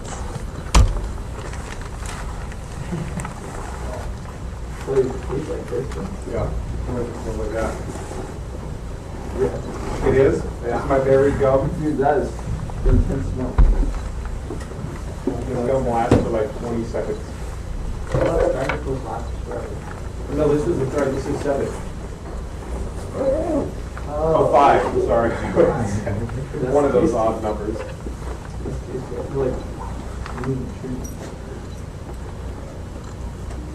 So do we not have the deliverable today for this? No. Wow. Spent so much time on finance this weekend. And we had a group meeting for strategic management on Sunday night. And my mind, we were like, oh yeah, I'll do a deliverable today. Spent my whole weekend doing these things. Yeah, because it's weird because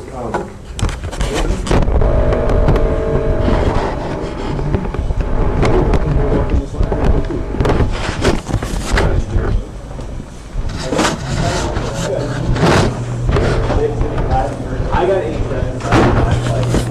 I know you guys are supposed to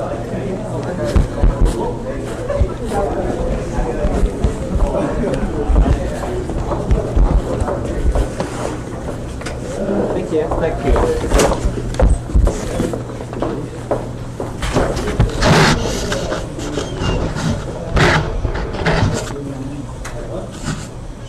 I really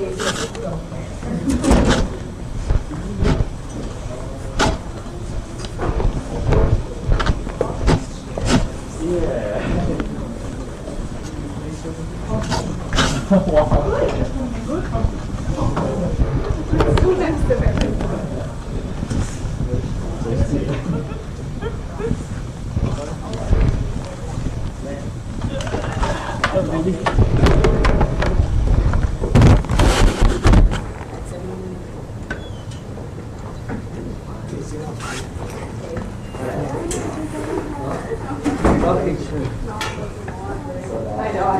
The other day I was walking up and I'm like typing out really slow. Well, then say it. I I don't want to take bad my colleagues.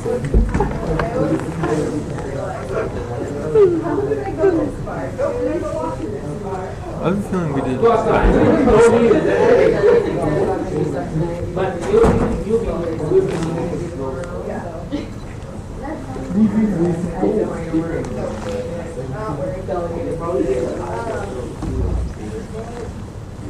What do you mean?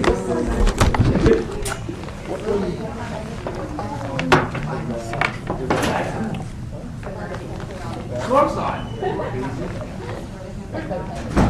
I'll try to prepare like all the pronouns that are at half, so we're going to be asking about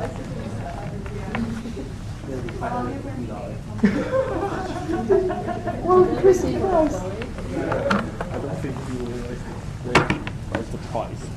Why not? Come on, Eric. Yes.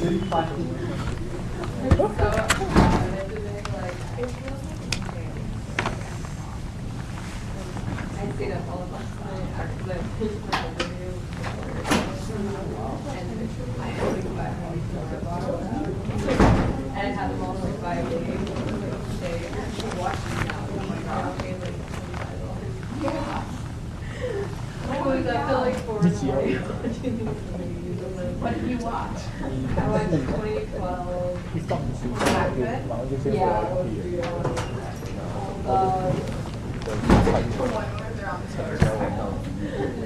Wait, is that, I can't remember, like John Travolta and the guy, this Doubtfire. I don't recall, but they're really no, I know you. 7好像是有个汤品跟好像有2个小时吧，最后一点还是哪一点？那你猜一下，你也是跟我一样没有睡觉。他睡5个小时，在8到跟猫2个8个小时。I'm so excited. 你为什么坐这里？ You could like go like walk away like Hogwarts and stuff, and like go to Hogwarts and like buy stuff. 你有睡吗？ Everyone's Yeah, it's totally cool. I was just like, 我没有装可爱，我现在回公粉照，我没有睡啊，我已经连续2天都没有睡了。干嘛啊？没有，我前天是在用那个 finance 跟 marketing， 对啊，就是那 individual， 甚至只花了我半个小时。yeah, marketing 的 case 我写太久。 I'm marrying a hockey player. 因为我太晚了。I guess only one. 他需要睡9个小时，他需要睡9个小时。I agree.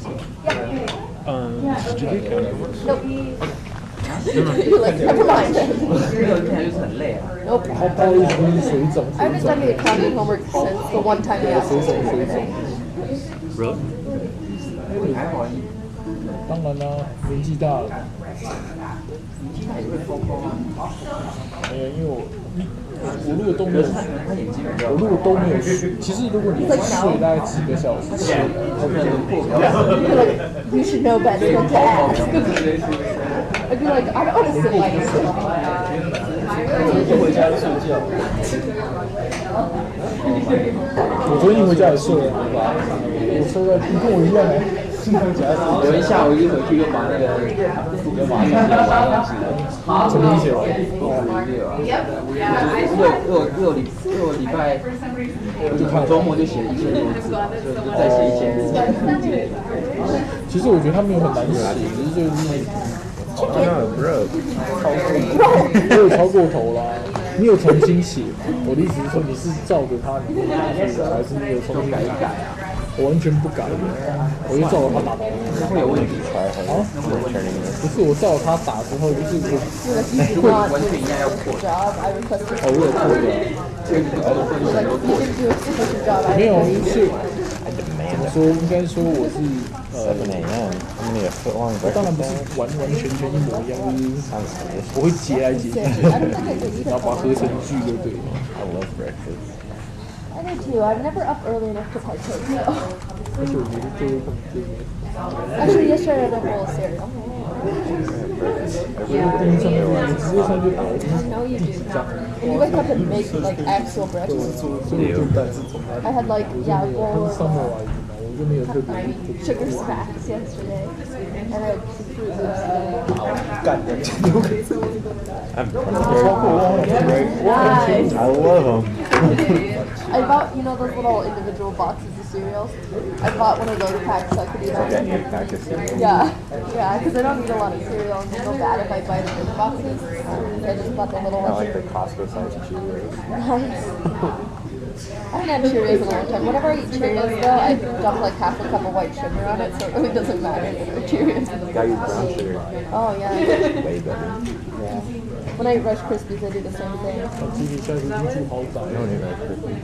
But you have to eat them kind of fast, otherwise they get soggy. I'm kind of like Peanut Pebbles. When you're little. Yeah, I think I have one. Yeah, I think I have a box of those. And then I have a box of Cocoa Krispies, too.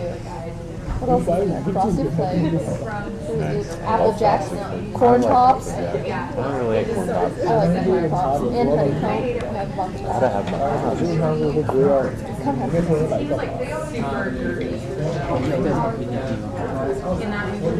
我的账号常常被砍掉，因为我都半年没去就会砍掉。About to be a spicy Italian. I've had it so long. Yeah, I didn't either. And I realized that was going to fill me out. 要帮你去推文。 Yeah, it's a lot of fat. PT just makes me more hungry. PT 其实算是蛮大的，我之前蛮常用它找一些什么打工的，留学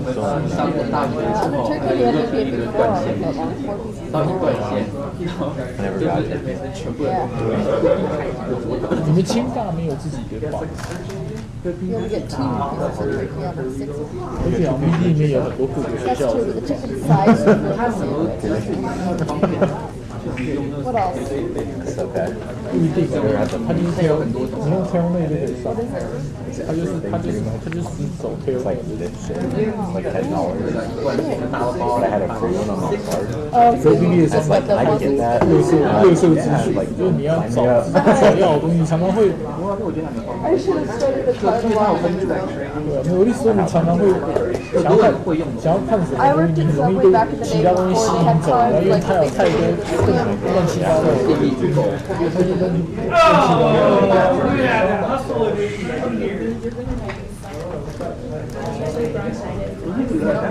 I guess you do that. Just tell me that you do that. Where? When did you apply for that? Yesterday. I'm just really impatient. Clearly. I just declined it. Go on to that. 石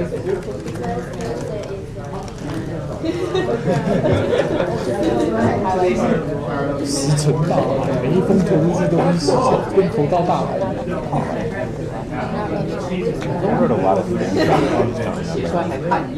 你用104写啊。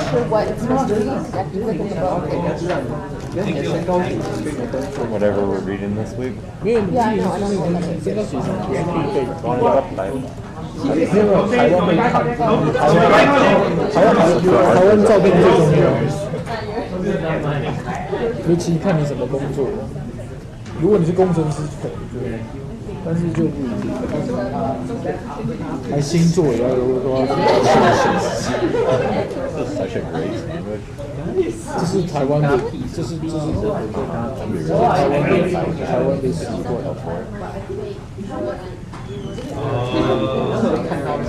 看到了写跟你讨论。之前有雇主跟我说，因为那样可以先了解一下你这个人大概是什么个性，这是台湾的习惯。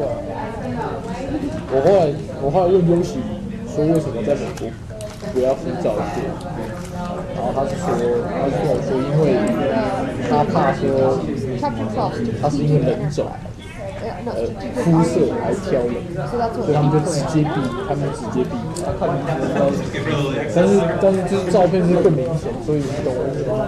它只是一个避嫌，不是这样子，就表面上这样，可是事实上是另外一回事。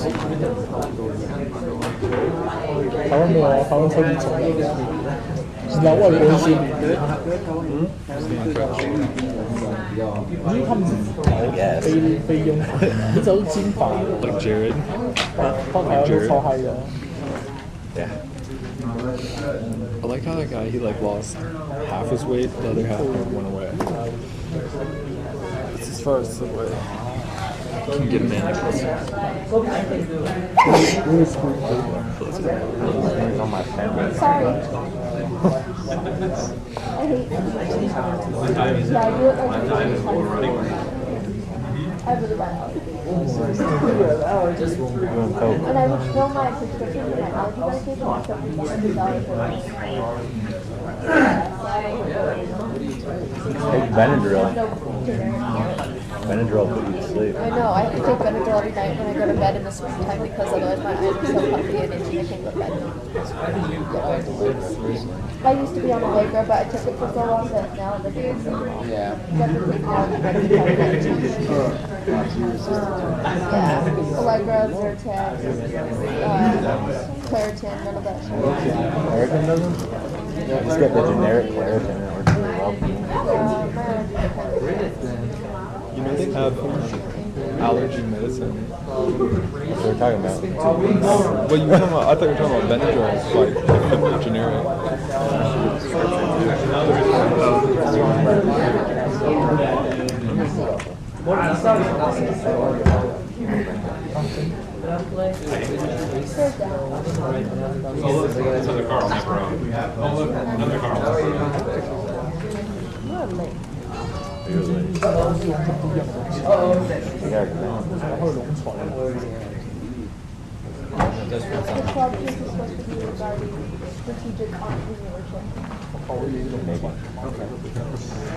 Because the Coca-Cola case is corporate governance.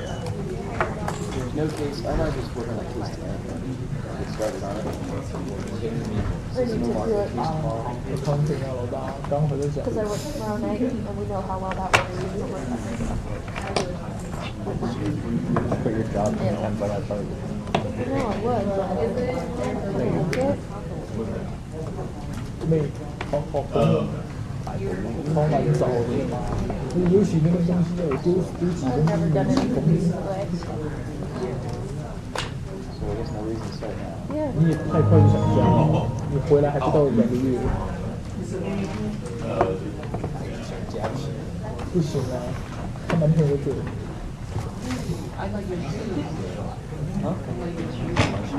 Shiny, right? These shiny shoes.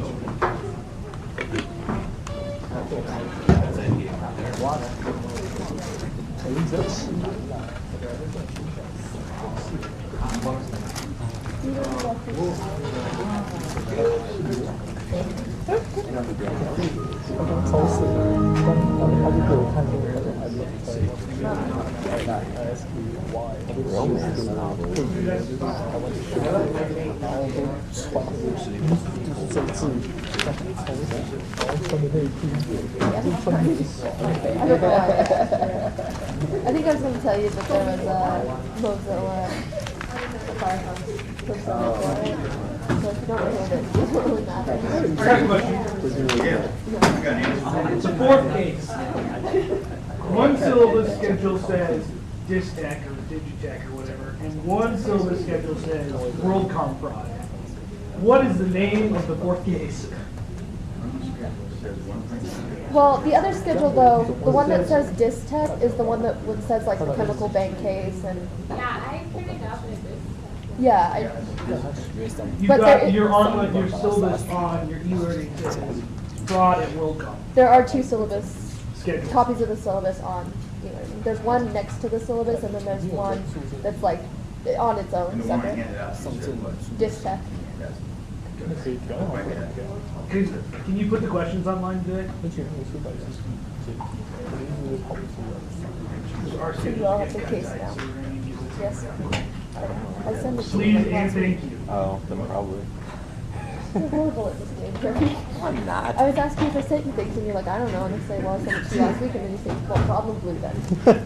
I don't remember that long ago. I know I got Nor did I want that part of the So we need to schedule a meeting. Yeah. Yeah. To work on the case, unless you want to do it here. Nope. Well, that's a pretty good idea. I say Monday or Tuesday of next week because I do not work Mondays or Tuesdays. Not Wednesday. Monday would be good for you. We could do a Monday. Monday, what time you work? Traffic hour. I need to look at that thing and see what I gotta do next week. My birthday's next week. Your birthday's on Wednesday, so we don't want to meet You guys Wednesday. have to do it. No. I'm just kidding. What did I get for my birthday? Whatever you wanted. I didn't know that was in the contractual agreement between our group. Yep. He said it's my birthday next week, but I said I didn't get anything for my birthday. He said I had whatever you wanted. And I was like, well, I didn't know that was part of the agreement. So. You had to say it right so you were signing up. Yeah, we can do that. Monday at 5 days?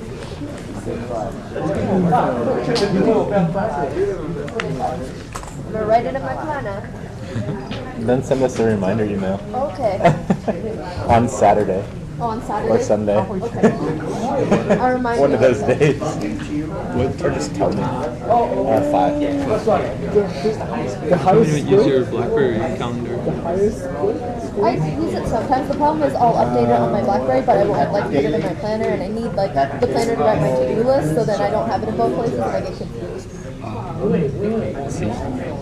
I know, it seems like something so trivial shouldn't confuse a person, but it can. No, that gets me too, cause like I put stuff in advance, like oh this is due then, and then I like forget. And then you forget that it's in there, so it's like, oh, okay, well now it doesn't even matter that I wrote it in there. I use like the sticky notes on the desktop. Oh yeah, I do that one too. So just, Yeah. Oh, you don't know who I am.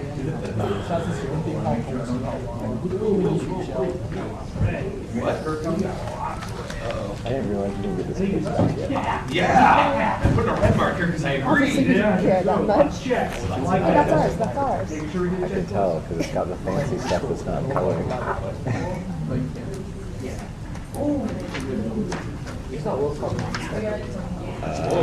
Who's it giving it to? Oh, that's not? Ours is blue. Oh, yeah. Oh, it's that one. So it was fancy this time. I don't know. We're over here. Thank you. Oh boy, we get an A. Check, check, check, check. 25 out of 25.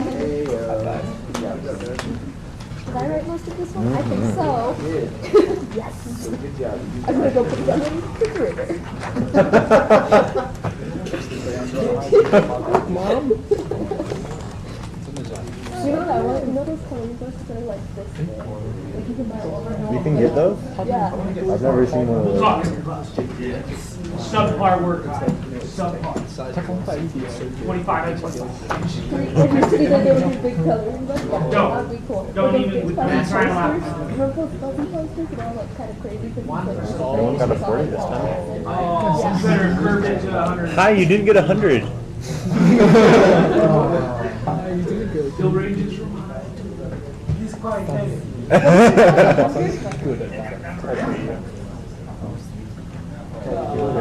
So the low score was Not it. Not it. That was good. No, because that was, remember we did. Oh, yeah. Oh, God. It's just that one page. The first page or the last page? Yeah, it's like. I say that now, but hopefully that's not what this points on. Got like 0. Yeah. Oh, that's Give me a call out. You see. 你说每次都骗人，你他妈直接拿妈听懂秒兵就给拿死。哎。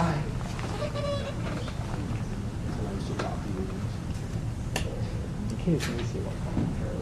我可以写。 So you have a picture of what the overall distribution looks like, and the curve.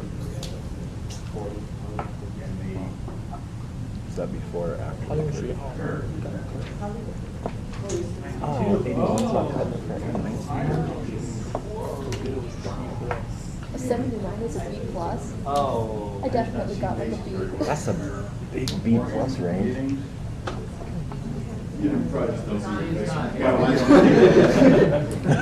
Matt Boss. Forgot about her. Yeah, I Haven't seen her in like 3 weeks.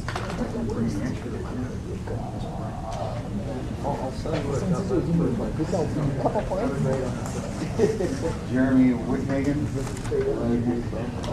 Caitlin McKay. Yep. Lisa Frey. Way worse than that.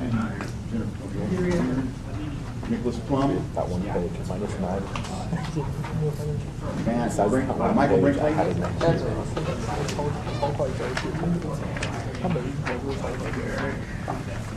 Part D.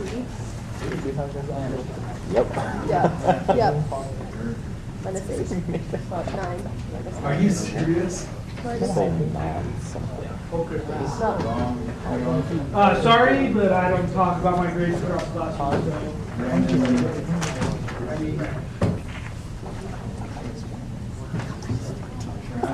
You didn't even write anything. Read what I wrote.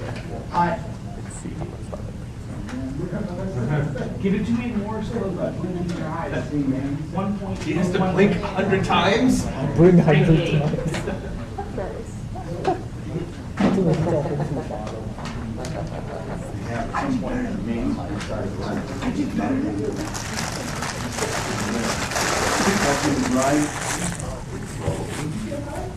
Thank you, Hey, he wasn't kidding you, but yeah. Wow. I won't beat you. Don't worry about it. Somebody did.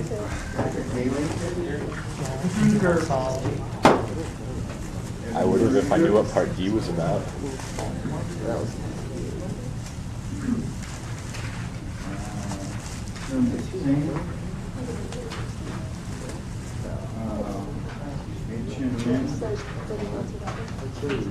I got frustrated because I didn't know what I was supposed to say. You still had a half hour to think. Red flags. Real question. David Brown. What did which one? Ted Chan. Sangit Chiu. Here. Okay.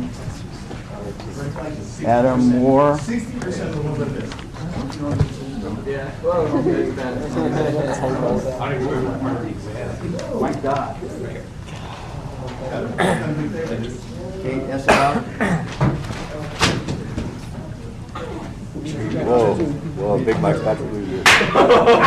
You. 1 point below the At my weakness. Oh, all I wanted in the world was an 88 and a half. That would have been. Oh, I would have worked.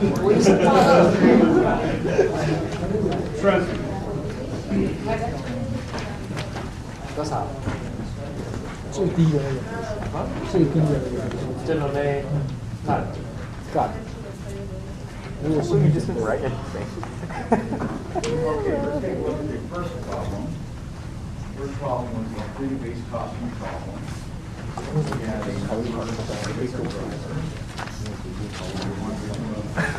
what is per unit of the drive?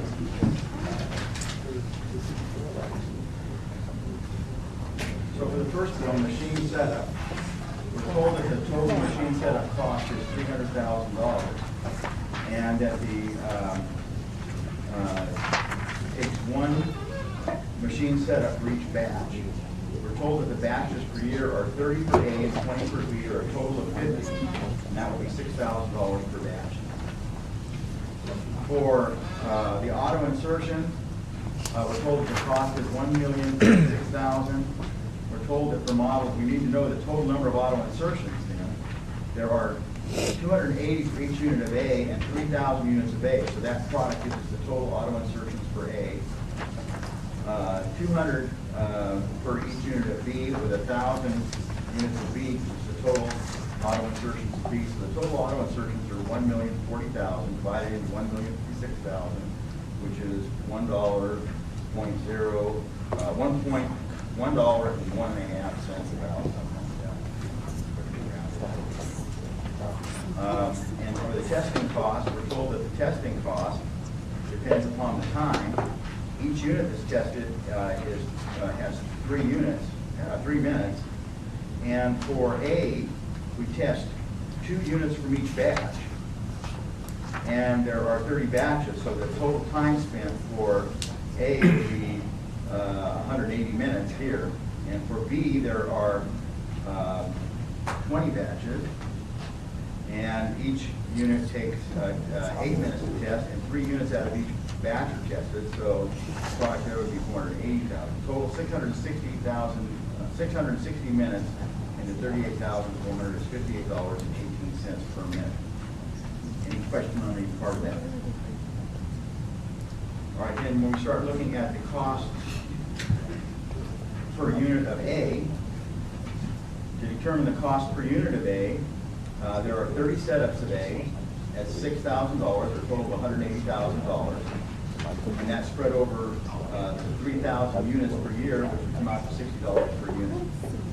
For the auto insertions of A, each A has 280 auto insertions at a rate of $1.0154, or whatever you round it to, per auto insert for $284 and $284 and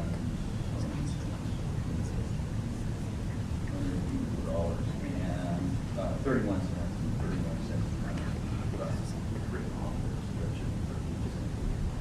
And then for testing cost of A, take 180 minutes of testing on all the A's at $58.18 per minute, which is $10,472.72, spread over 3,000 units, $3.49.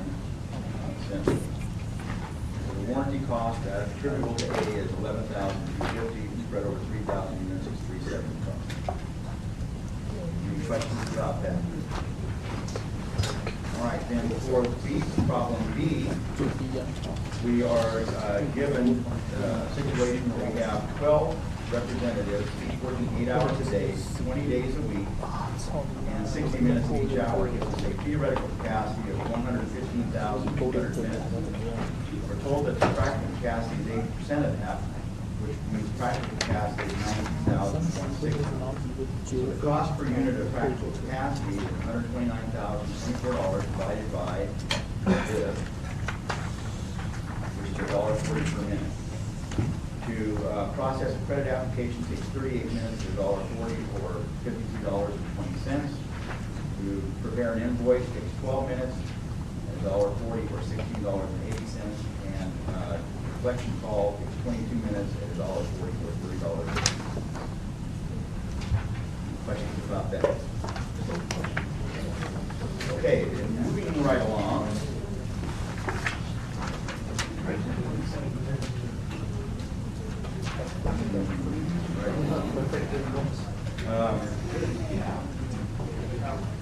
Under what conditions are overhead cost allocations from an activity-based cost system likely to provide different allocations from those used by a traditional system using a single plant-wide rate? Well, the thing here is, if you don't have multiple products, it won't make any difference, right? You've got to have multiple products. And the multiple products have to use resources in different proportions. If they use them in the same proportion, you'll get the same result. So that's what I was looking for. I didn't find it all. But that's the situation, right? Multiple products where the products are using resources in different proportions. Then you use a single plant-wide rate and spread them all like peanut butter. Identify 3 symptoms or red flags. I put a whole bunch of different things there. All you used was 3 of them. And you could have included results of bids are difficult to explain. Competition's high volume products are priced at apparently unrealistically low levels. Vendor bids for products are considerably lower than expected. Customers ignore price increases even though there are no corresponding increase in cost. Products that are very difficult to produce are reported to have very profitable even though they are not premium priced. Profit margins cannot easily be explained. Some products are not sold by competitors that have high reported profit margins. I would have taken those. The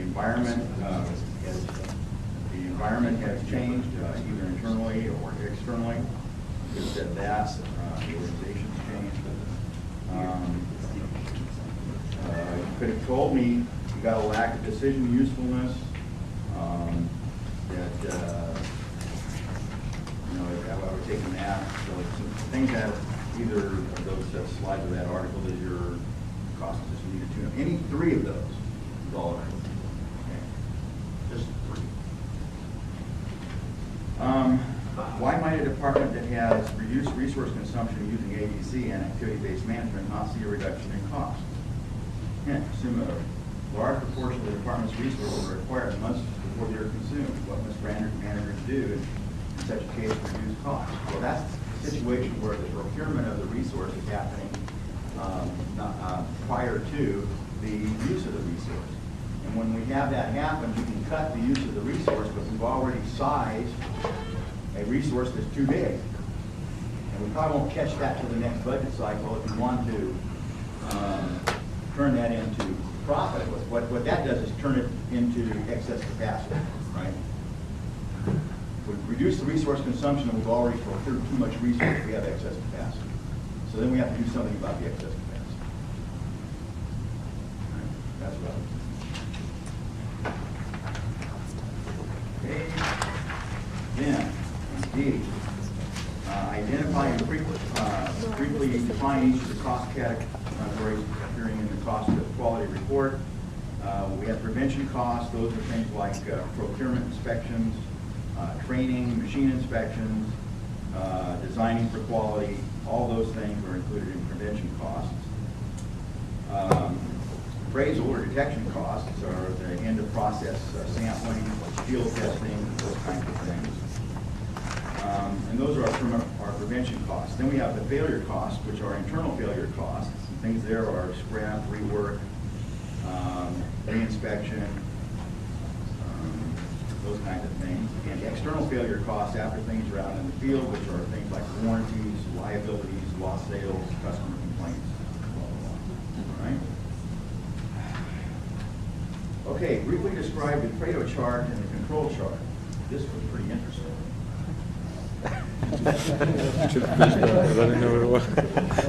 Recall, the Pareto chart doesn't measure costs, right? The numbers you thought it did. If we were to look at what a Pareto chart looks like, so you correctly identify the fact that it does look something like a histogram, but it's ordered from largest to smallest in terms of frequency of occurrence. So this is frequency of occurrence. possible type of error. So this would be something like error 1, error 2.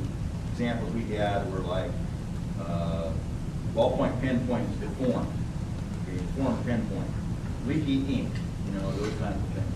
The things that are various types of errors. And their relative frequency ordered from largest to smallest. The idea being if I concentrate on the biggest things, I'll get rid of most of the errors. And again, some of you pointed out that it comes from Pareto's law. It says you get about 80% of the bang for about 20% of the effort often.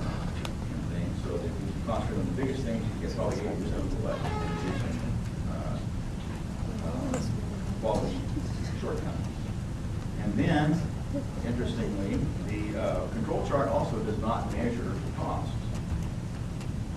The control chart, if you look at the back of the book, is telling you what the measurement is for tolerance here, some measurement with an upper control limit, a lower control limit, and it allows you to track over time what is happening in that measurement. So you may find that you get a trend that's leading you up toward being out of bounds, but you're not out of bounds yet. Maybe you would take a proactive approach and not wait till you get out of bounds, but actually make the correction when you get up into here something. So it lets you see what's happening over time. So that's what's happening with control. How does the traditional view of quality compare to the modern quality-based view in terms of cost, cause of defects, and inspections? In terms of cost, the traditional viewpoint says quality increases cost. The quality-based view says quality reduces cost. In terms of cause of defects, in the traditional system, people are the cause of defects. In the quality-based or modern approach, the system is the thing that causes defects. In terms of inspection, traditional approach says all goods require inspection, so you should have mass inspections, and the modern approach says you should produce defect-free goods that don't require inspection. So less inspection. What's the name of the graph where it shows like, I guess it's like the inverse of the or whatever, where it shows the increasing price as a non-quality product in the user production line and goes to the customer, like it costs more than the company? Is there a name for that? So like if you catch the problem. Oh yeah, I did. You catch If you catch the problem with the production line. You catch the problem earlier. If you were to look at the prevention stage. Yeah, like that. The appraisal stage. Right. Internal failure. Internal and external. And external. And those are increasing prices. Then you would find that the total cost would be something more like this. You can catch it, the cost of the error. You can catch it, and it's going to start doing something like this, and internal like that, and it'll really go up when you get it external. That's what you're talking about. Yeah. Is there a name for that? I don't know. How about Leon? How about retail? I don't know. I mean, I would call it total cost over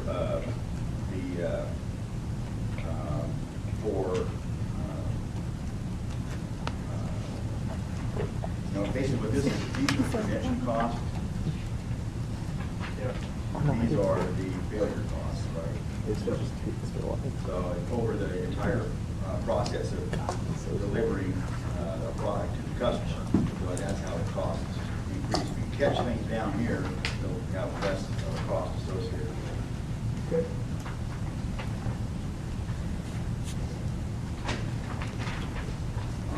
And the last one. Gee, I thought I was in a different class. I want to describe this strategy map and its relationship to the balanced scorecard perspective. So the strategy map takes the objectives in each of the balanced scorecard perspectives and shows the linkages and logical relationships among them. That's what the first thing is. Describe the strategy map and its relationship to the balanced scorecard perspective. We have objectives for each of the balanced scorecard perspectives. The strategy map shows the linkages among those objectives across the balance scorecard perspectives. And then, in your answer, discuss the role of the following, the objectives. Those are the things that we have to do in order to implement our strategy. Measurements are the way that we will quantify those objectives in such a way that we can monitor performance in implementing or in attaining objectives. Targets are goals that we establish for a period of time to meet in terms of that quantitative measurements to have progress toward achieving the objectives. And the action plan is the plan that we put together that tells us how we're going to be implementing those strategic themes and how we attain those targets. Right?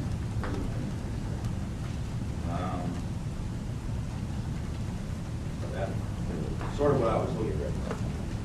But, and I did get that. All right, now, I was probably a manager at a company said the following: upon hearing the company was initiating a balanced scorecard project. Here we go again, another management flavor of the month. We've been using financial measures forever and instituted non-financial measures about 5 years ago. What is this going to do for us that all these other measurement systems didn't do?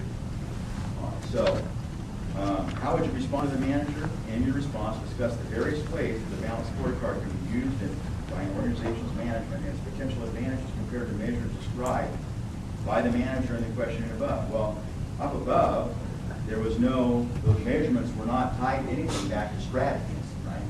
They're just measurements. And they don't necessarily have to be working toward the same thing. There's no real logic indicated among those measures. We could have a proliferation. We talked about proliferation of measures. We don't have strategy at the core. The balanced scorecard puts strategy at the core, and all the measures then are related to that strategy in 4 different perspectives. With a logical cause and effect relationship among the perspectives. All right? So that's how I would answer that. That's what's different than what we're doing before.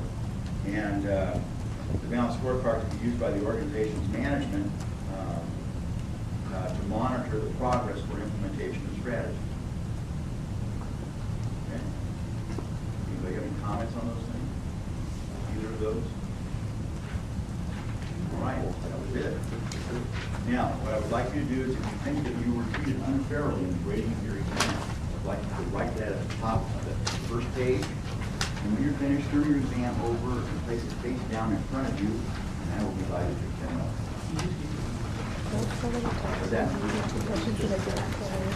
No, you thought that you were something misgraded. Yeah, well, you can make it up on top.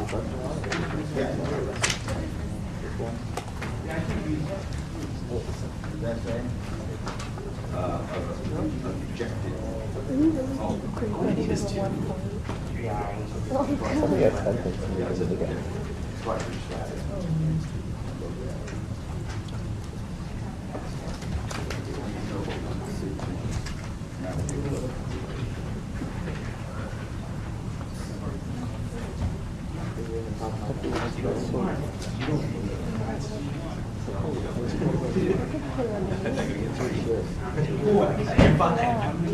I gotta get 100 in one.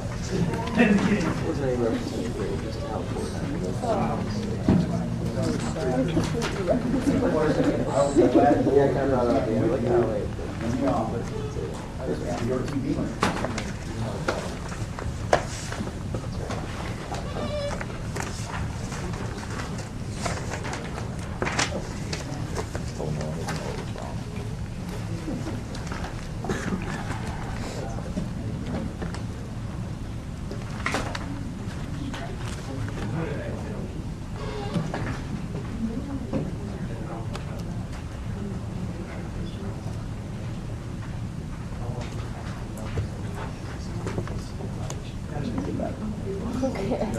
I'm going to answer all the questions. That's probably a good thing.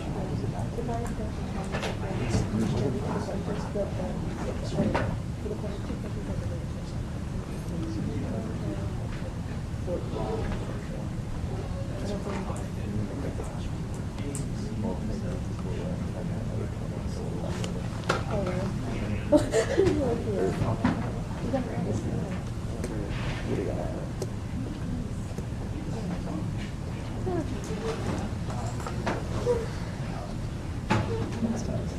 time.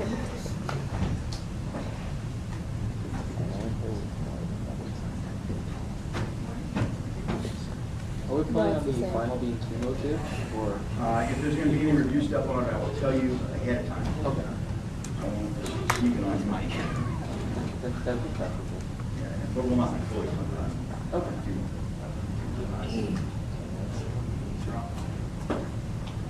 That would be just too rude. Because you only do that to accounting features. All kinds of Cumulative.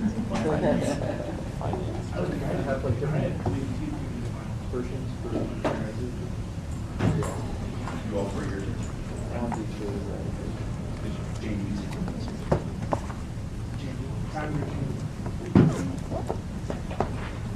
All right.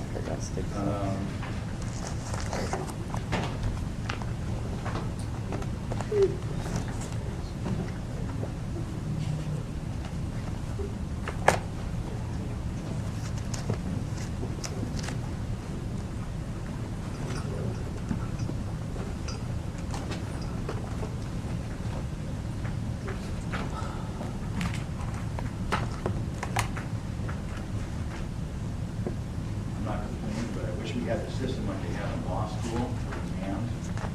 In law school, they have a program that goes on your computer that locks you out of everything except being able to just write in Word. You can't get anything else on your computer.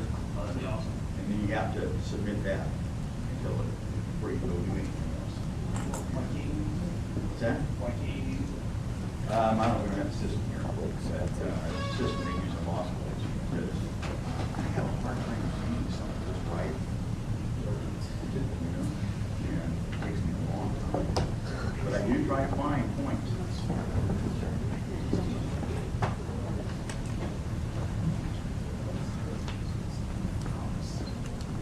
Okay, let's just go on to the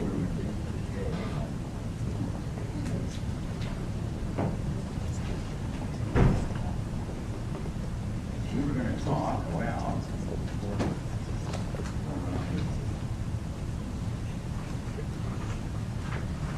reading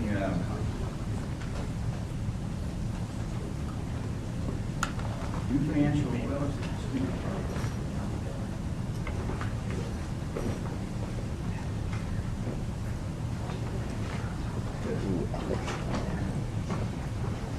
Again, the reading of the ethics of management control systems, and that's the one where you don't want to read the whole thing because you thought the first part of the article was off the wall, the last part of the article was moderate.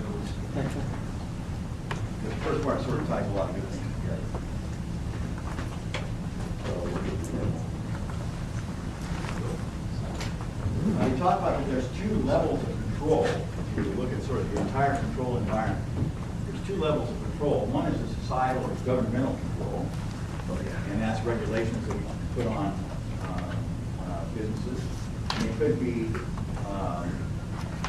be societal pressures like going green, right? Those are controls on firms or pressures on firms. But the government certainly can control businesses to some degree. And that's sort of a conversation that we're having currently. The people that wrote this article were Europeans and answer a different view. They have a little more of it. So they can control, the government can control the firm and top management behavior. Now, we're having a discussion currently about whether we need to be controlling behavior more. Right? We're having that discussion currently in the Senate. And we can control top management behavior in some companies by doing what? Restricting pay. Yeah. Because the pay czar doesn't like what you're getting, the government has the ability to do that. Affect your top management behavior in that way. So that's one level of control. Another level of control is the board or management control. that exercises control over the organization, right?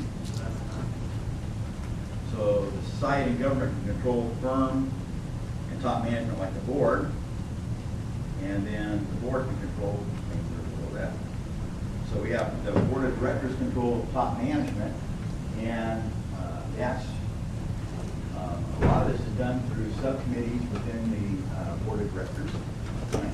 They exercise control, write compensation contracts, and provide guidance. And then the top management controls middle management. So these are the two levels of and of course it goes on until you're at the law. Now in terms of societal and government control, that's affected through markets. Right? Part of that's done through markets. And you compare firms in markets and set values. That's a type of control. It's also done through politics, as we're seeing currently. There are some limitations to markets. Market control is impersonal. That means that it does it through information about firms and trading that establishes stock prices. That's a type of control. There is a control if you don't meet your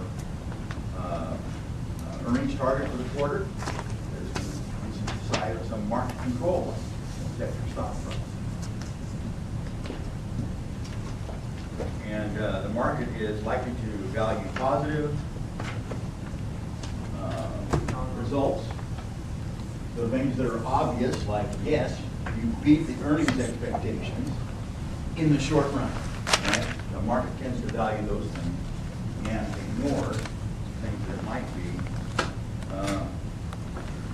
more long run. So you might be doing this in the short run, but there could be potentially adverse long run consequences.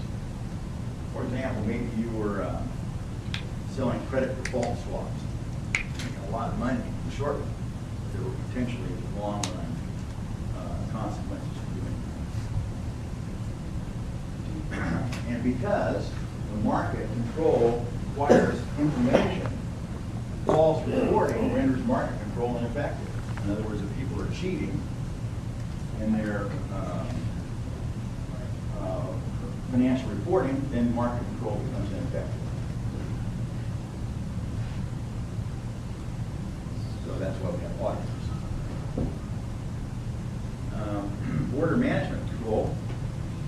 There's this idea of team or firm production as a theory from Paul Chin. And from that we see that there's a necessity of a monitor. You have to have somebody monitoring this when you have team production. And accountants are really happy about that because we get to be the monitors. All right, now, one of the problems here is it's impossible to objectively measure the contribution of each member of the team separately. You have team production, people working together. How do you measure what one person did versus what another person did because you're looking at the team output? If you could separate them perfectly, you probably wouldn't need the team. Right? If you could measure each one of these things, then there wouldn't be a need for the team or the firm because they're all separate. But if they have to work together, then you can't separate out separate. So the ultimate monitor is residual claimant. In other words, the person that's the stockholder or the person that owns what's left after we pay out all the costs. Look at the revenue. That's the ultimate monitor.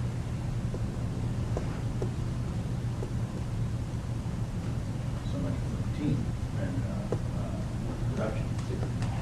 Management control systems and for Bruins, if you look at the role of management control systems, they are to promote.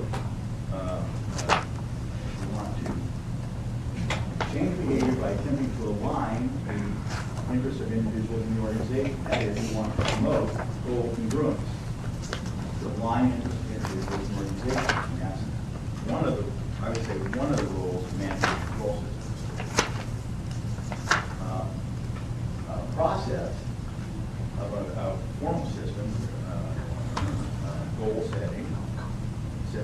goals are, we have performance measurement and evaluation, and incentives. Right? These are all parts of things that we often find in a formal system of management control systems. Set goals, measure performance and evaluate it, and have incentives in place. One of the problems we have is that we have imperfect measurements. And that's because the organizational goals may be ambiguous.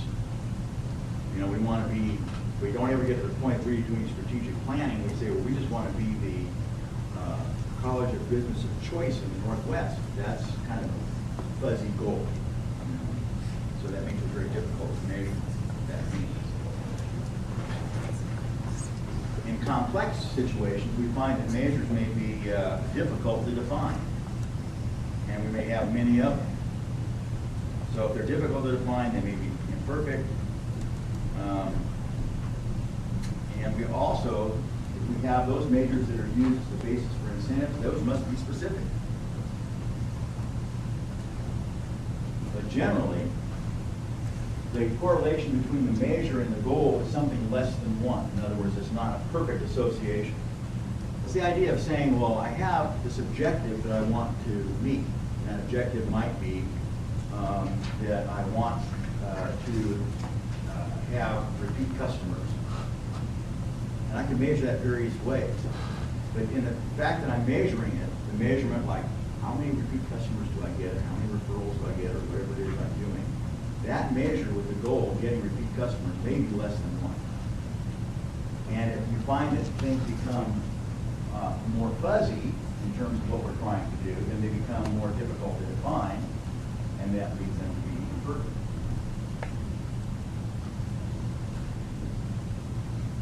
For example, it's my understanding that the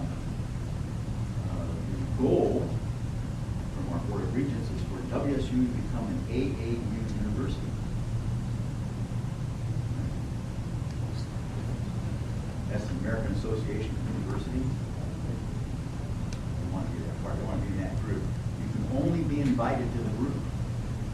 So how do you get invited? Well, you know, you get an idea kind of what you think you measures would have to look like before you could get invited. So then you tell the president, we want you to meet all these measures. And if you do, we're going to give you a big bonus. So that's, you've identified what those measures are. It's still, no, the goal is to become an AAU university. The measures that you've chosen may or may not get you in there. The correlation is something less than 1. By the way, that's my understanding that actually that contract is in place. All right, so what's the effect of incentives? Without incentive payments, managers may choose actions that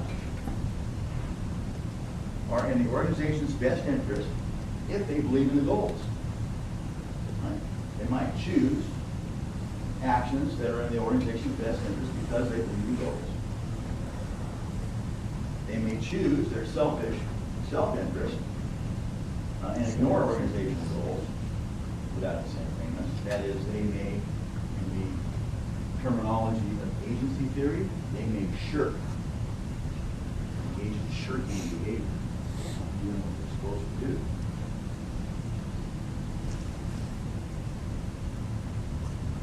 With incentives, managers are likely to choose actions to maximize the performance measure.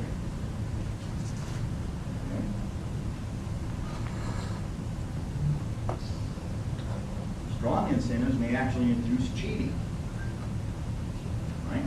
Because if the amount of money is big enough, and I really want to get it, then perhaps I would cheat by the controversy. All right, so here's some results from agency theory given.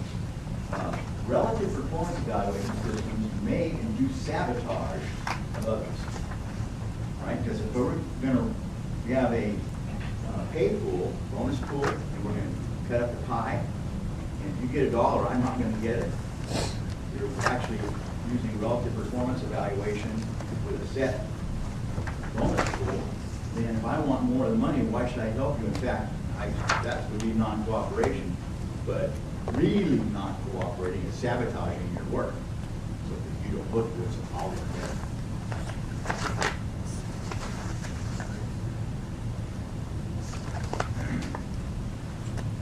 The incentive may induce useless actions by managers if the rewarded performance measure doesn't affect the organizational goal.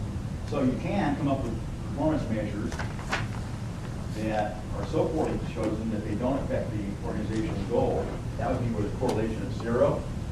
Then whatever you're doing is really useless. It's not going to move you along toward the goal that you have. But if the incentive's there, we'll still do it. Perfect goal congruence cannot exist in practice in any complex situation. That's a quote from the article. If it's any kind of a complex situation, you can't have perfect goal congruence because generally you have people doing more than one thing. And if they're doing more than one thing, sometimes doing one thing, promoting one goal hurts another one in a complex situation, which is more like real life. So we may have to settle for less. That means that we'd like to get an adequate control system that will at least not encourage individuals to act against the best interests of the firm. And that's from Anthony and Linder, a couple of accountants.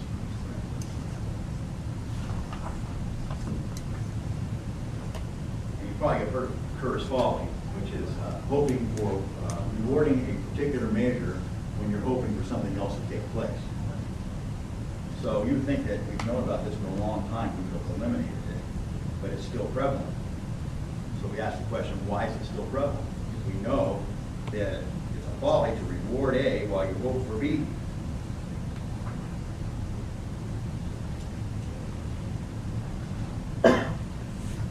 The reason here, systems providing incentives congruent with organizational goals may exist only in trivial or very well-structured situations. You know, often what we're dealing with is not that. Sometimes it's more difficult to measure B, and we still would like to have it, so we'll go ahead and measure A, because I can measure it.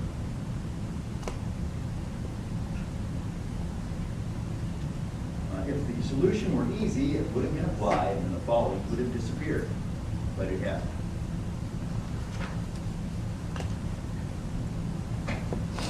And so we also have another concept here called the illusion of control, and that is based on your beliefs, your belief that conventional controls accurately and validly measure and in part determine behavior.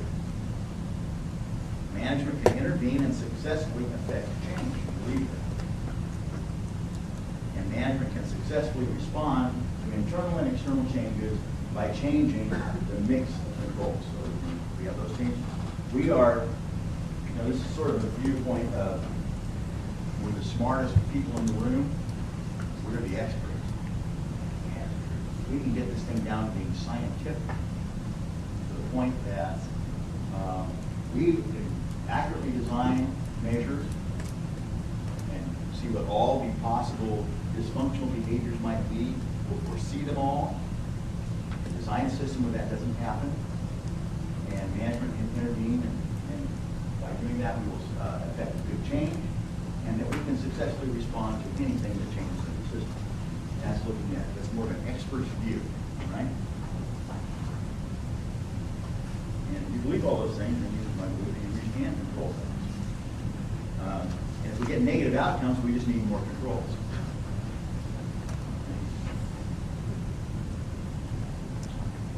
So, the shortcomings from formal systems include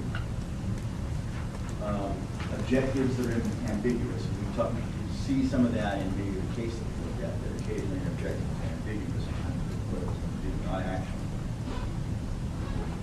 We have imperfect measurability of outputs.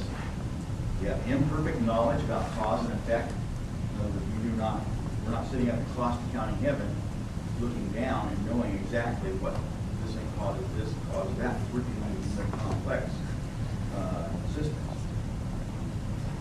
So why are they used?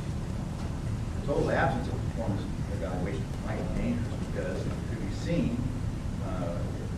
We should look at them as a check on expected results. They cannot really be measured. We use them as a check.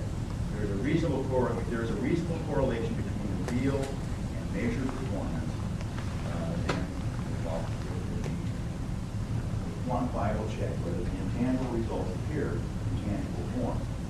Eventually, we assume that they will, and we want to check to see if they actually will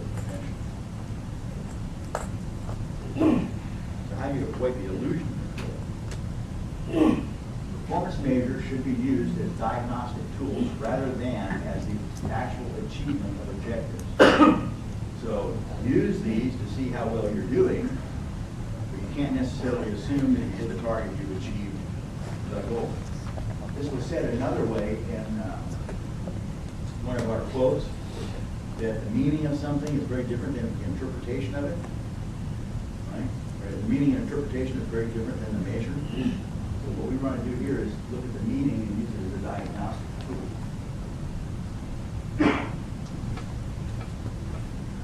Recognition that the measures are indicators of underlying objectives. They are not the objectives.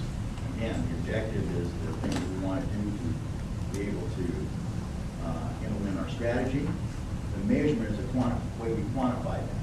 We've seen that for balanced scorecard. So we know that incentive systems aren't perfect, but that doesn't mean that they're necessarily dysfunctional. They will allow minor managerial opportunism. What does that mean, managerial opportunism? The managers doing stuff in their own best interest, not necessarily in the best interest of the firm, right, or the overall organization. That's what managerial opportunism is. So incentive systems are less than perfect. We have to accept that there'll be some minor managerial opportunism. And we have big rewards. They may tilt the balance to the personal goals. And they may provide a bigger risk of misbehavior. Big rewards, a lot riding on.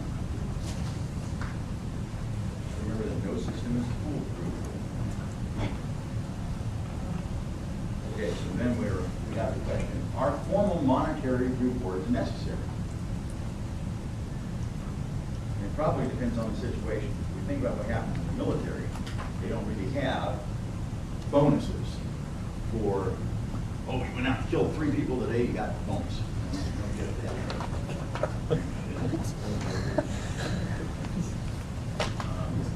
So they use other ways to get people to move toward congruent goals. They use other ways of getting people to do things. They use a lot of, if we look at judges, we don't pay judges. Boy, yeah, it was a really good opinion you wrote there, you're going to get a bonus. Right? I like the outcome. We don't give judges bonuses. We expect them to go on with good work. And often what we do in the military is we use persuasion. And another example of the military is the strong organizational identification within the military unit and strong loyalty to that unit. And that all helps move people toward performing on the dimensions that we want without monetary. If members of an organization strongly identify with it, there is not need for explicit consent. That's from Herbert Simon back in 1947. So I guess we kind of forgot about that.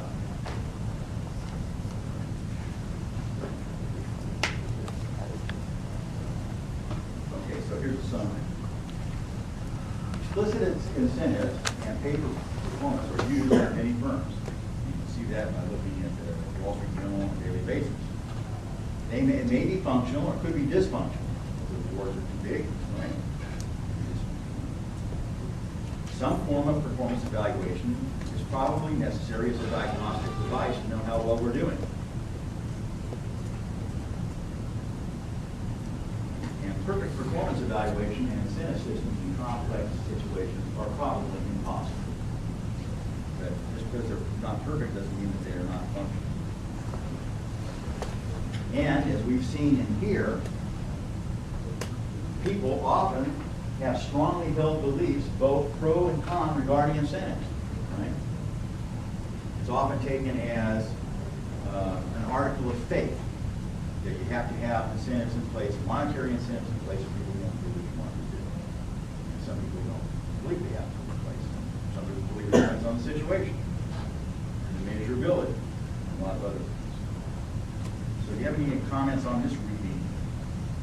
You stop. Never. Now, I also wanted to look at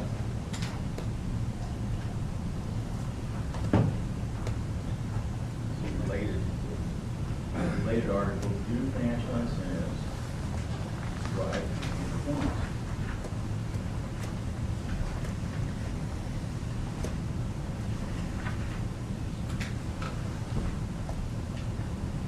Okay, this is going to say a lot of the same kinds of things, but there'll be some differences. So I realize there's some overlap. Incentives are seen as a primary tool to align individual behavior with organizational objectives. That's because we want to avoid shirking, which is doing things that not doing what you're supposed to do, and opportunistic behavior, which is doing what's in your best interest at the expense of the organization. So remember that when we put together many of these things that are involving agency theory, we assume that people are work averse. Right? Here's the assumption. Financial incentives are the most powerful drivers of performance. An assumption. People work primarily for money. Is an implicit assumption. And that comes from Frederick Taylor, who wrote The Principles of Scientific Management. This was very, back in the early part of the 20th century was the book that was written. And Frederick Taylor was one of the first management scientists who would study people, how they move and work, how you can motivate them. And so he had a steel worker that he worked with by the name of Schultz. And he would say, Schultz, move the pig iron from here to there. Here's your peg. Schultz would pick up the pig iron and move it from there to there. And so, strong belief that people work primarily for money, and that Schultz primarily was working for money, so you say here's what the reward is, move the pig iron, Schultz moved the pig iron. Also comes from Skinner's Operant Conditioning. It says that you have to have reward. And you probably heard about B.S. Skinner running rats through the maze. The maze called the Skinner box. Called that Skinner computer box. It's a rat. That's the Operant Conditioning. That's another idea primarily for rewards. It comes from economics and from agency theory in economics, that people are primarily motivated by money. Actually, that's not necessarily correct because economics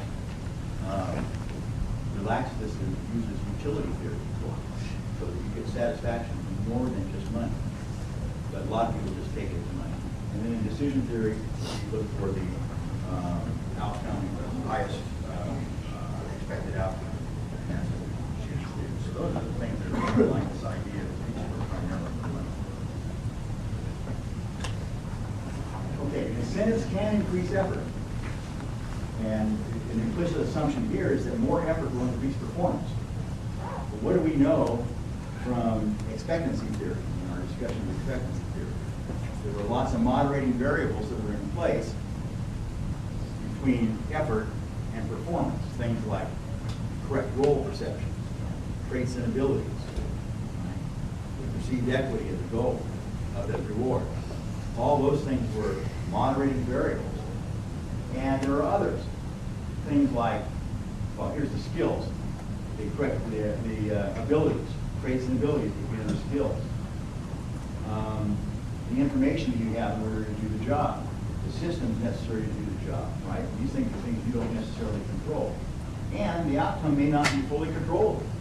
It may depend upon the environment somehow. So just because you have more effort doesn't mean you'll get more performance. Now, if we look at the incentives, they convey information about what the organizational values and priorities are. If you look at the incentives, what they're paying you for, that's telling you what the organizational values and priorities are. And there's an assumption then that incentive systems, and there's a whole thing in economics that looks this, about sorting behavior, how people sort themselves into various jobs, sort themselves into various organizations. And the incentives will influence the sorting of people into companies. In other words, people who like incentives and companies that have strong ones will go there, people who don't like them will go away. The assumption is large incentives attract the best people. Well, maybe the best people aren't the ones that want to have necessarily just incentives. They're probably the ones that are the most risk-seeking. Maybe the best, most risk-seeking isn't the best. We go back to 2008, people who were writing credit default swaps. They were very risk-seeking people, and there were very large incentives in place. And where did they sort themselves to? Positions where they could do that. So maybe we needed for people that weren't quite so risky. We believe other people are more motivated by money than we are. And we talk about a study in here, in that article, where they asked about a person about how money motivates them, and then what their view is of other people. And largely believe that other people are way more motivated by money than you are. Right? They're more altruistic and motivated by other things as well as just. We believe that other people are motivated by money more than we are.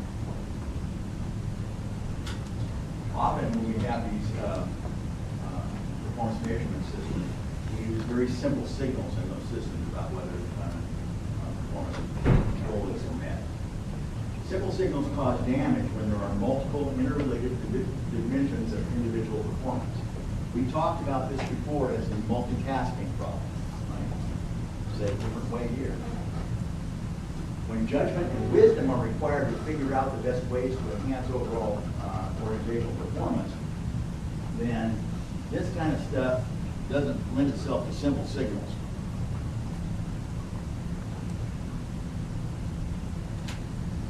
So if you have some incentive shortcomings, overemphasizing financial incentives and de-emphasizing the importance and the intrinsic value of the work is something that I keep, right? In other words, once you start introducing financial incentives, the external incentives will drive out any intrinsic incentives we have for internal subjective types of satisfaction. They can motivate the wrong behavior by undermining teamwork. We mentioned that one before in several different locations. By what this article is called pledging, means cheating. Be careful what you pay for because you might actually get it. And some of the examples that he gave here was, for example, going to the Toyota lot where the people were paid just on commission. And if you weren't interested in buying a Toyota today, you wouldn't even want to talk to you.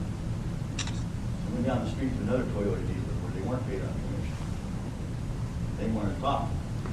So by paying based on commission, be careful what you pay for.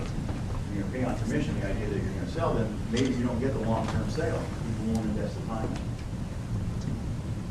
And you might actually attract the wrong people with your incentive system if those aren't the ones you necessarily want.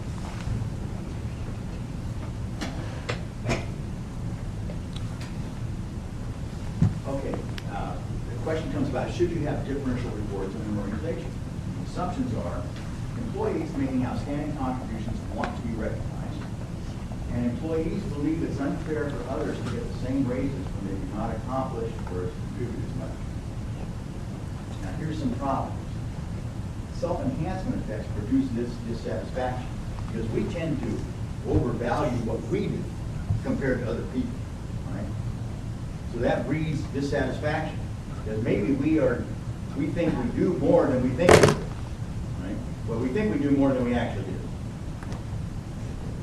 It's a little self-deception that takes place, or it's sometimes called a self-protection bias that takes place. We'll see this sometimes in self-reporting. So potentially, some people tend to see their contributions more high as being more valuable than others. So if you think that you were contributing more than you got paid for, then that results in dissatisfaction. does that still apply if you compare yourself to like the industry average rather than to coworker in your company? Well, no, if you go back to if you say you have differential rewards, right? So you're not just paying everybody the industry average. You have differential rewards, some people are going to make more, some people are going to make less. So you compare yourself to other people who Yeah, there's a whole, the thing about the dissatisfaction is related to something called, you probably have talked about this in other courses, equity theory. Right. Okay. That's related to equity theory.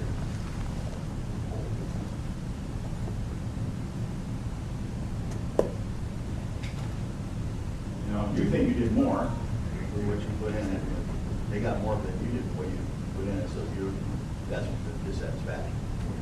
But we tend to overweight what we think we produce.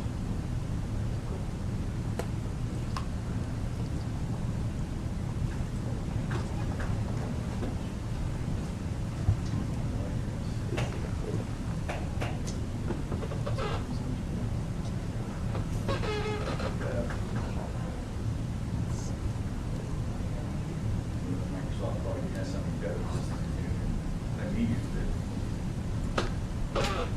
Okay, so here's some guidelines. Don't try to solve every problem with financial incentives. Sometimes less is effective. Be careful what you wish for because you might get it. Worry about comparisons and distributions, not only individuals or levels, right? You compare things. You have to think about those things as well. And you're at the end of the data.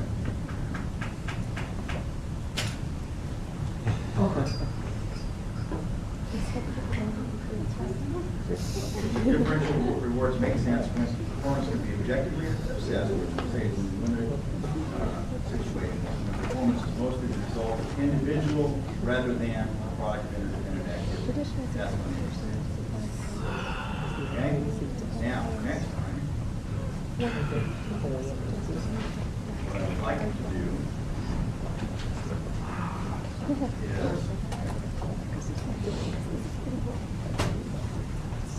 read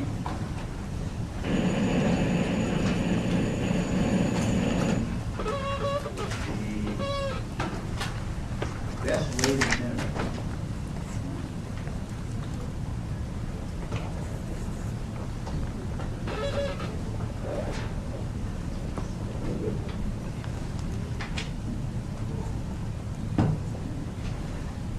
And I'd like to do the problem.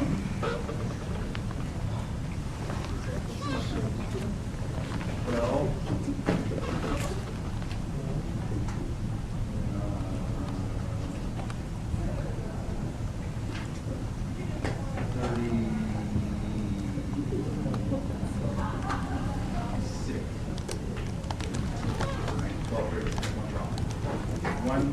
article, one reading, one draw. Okay, any questions? See you next time. Bye bye.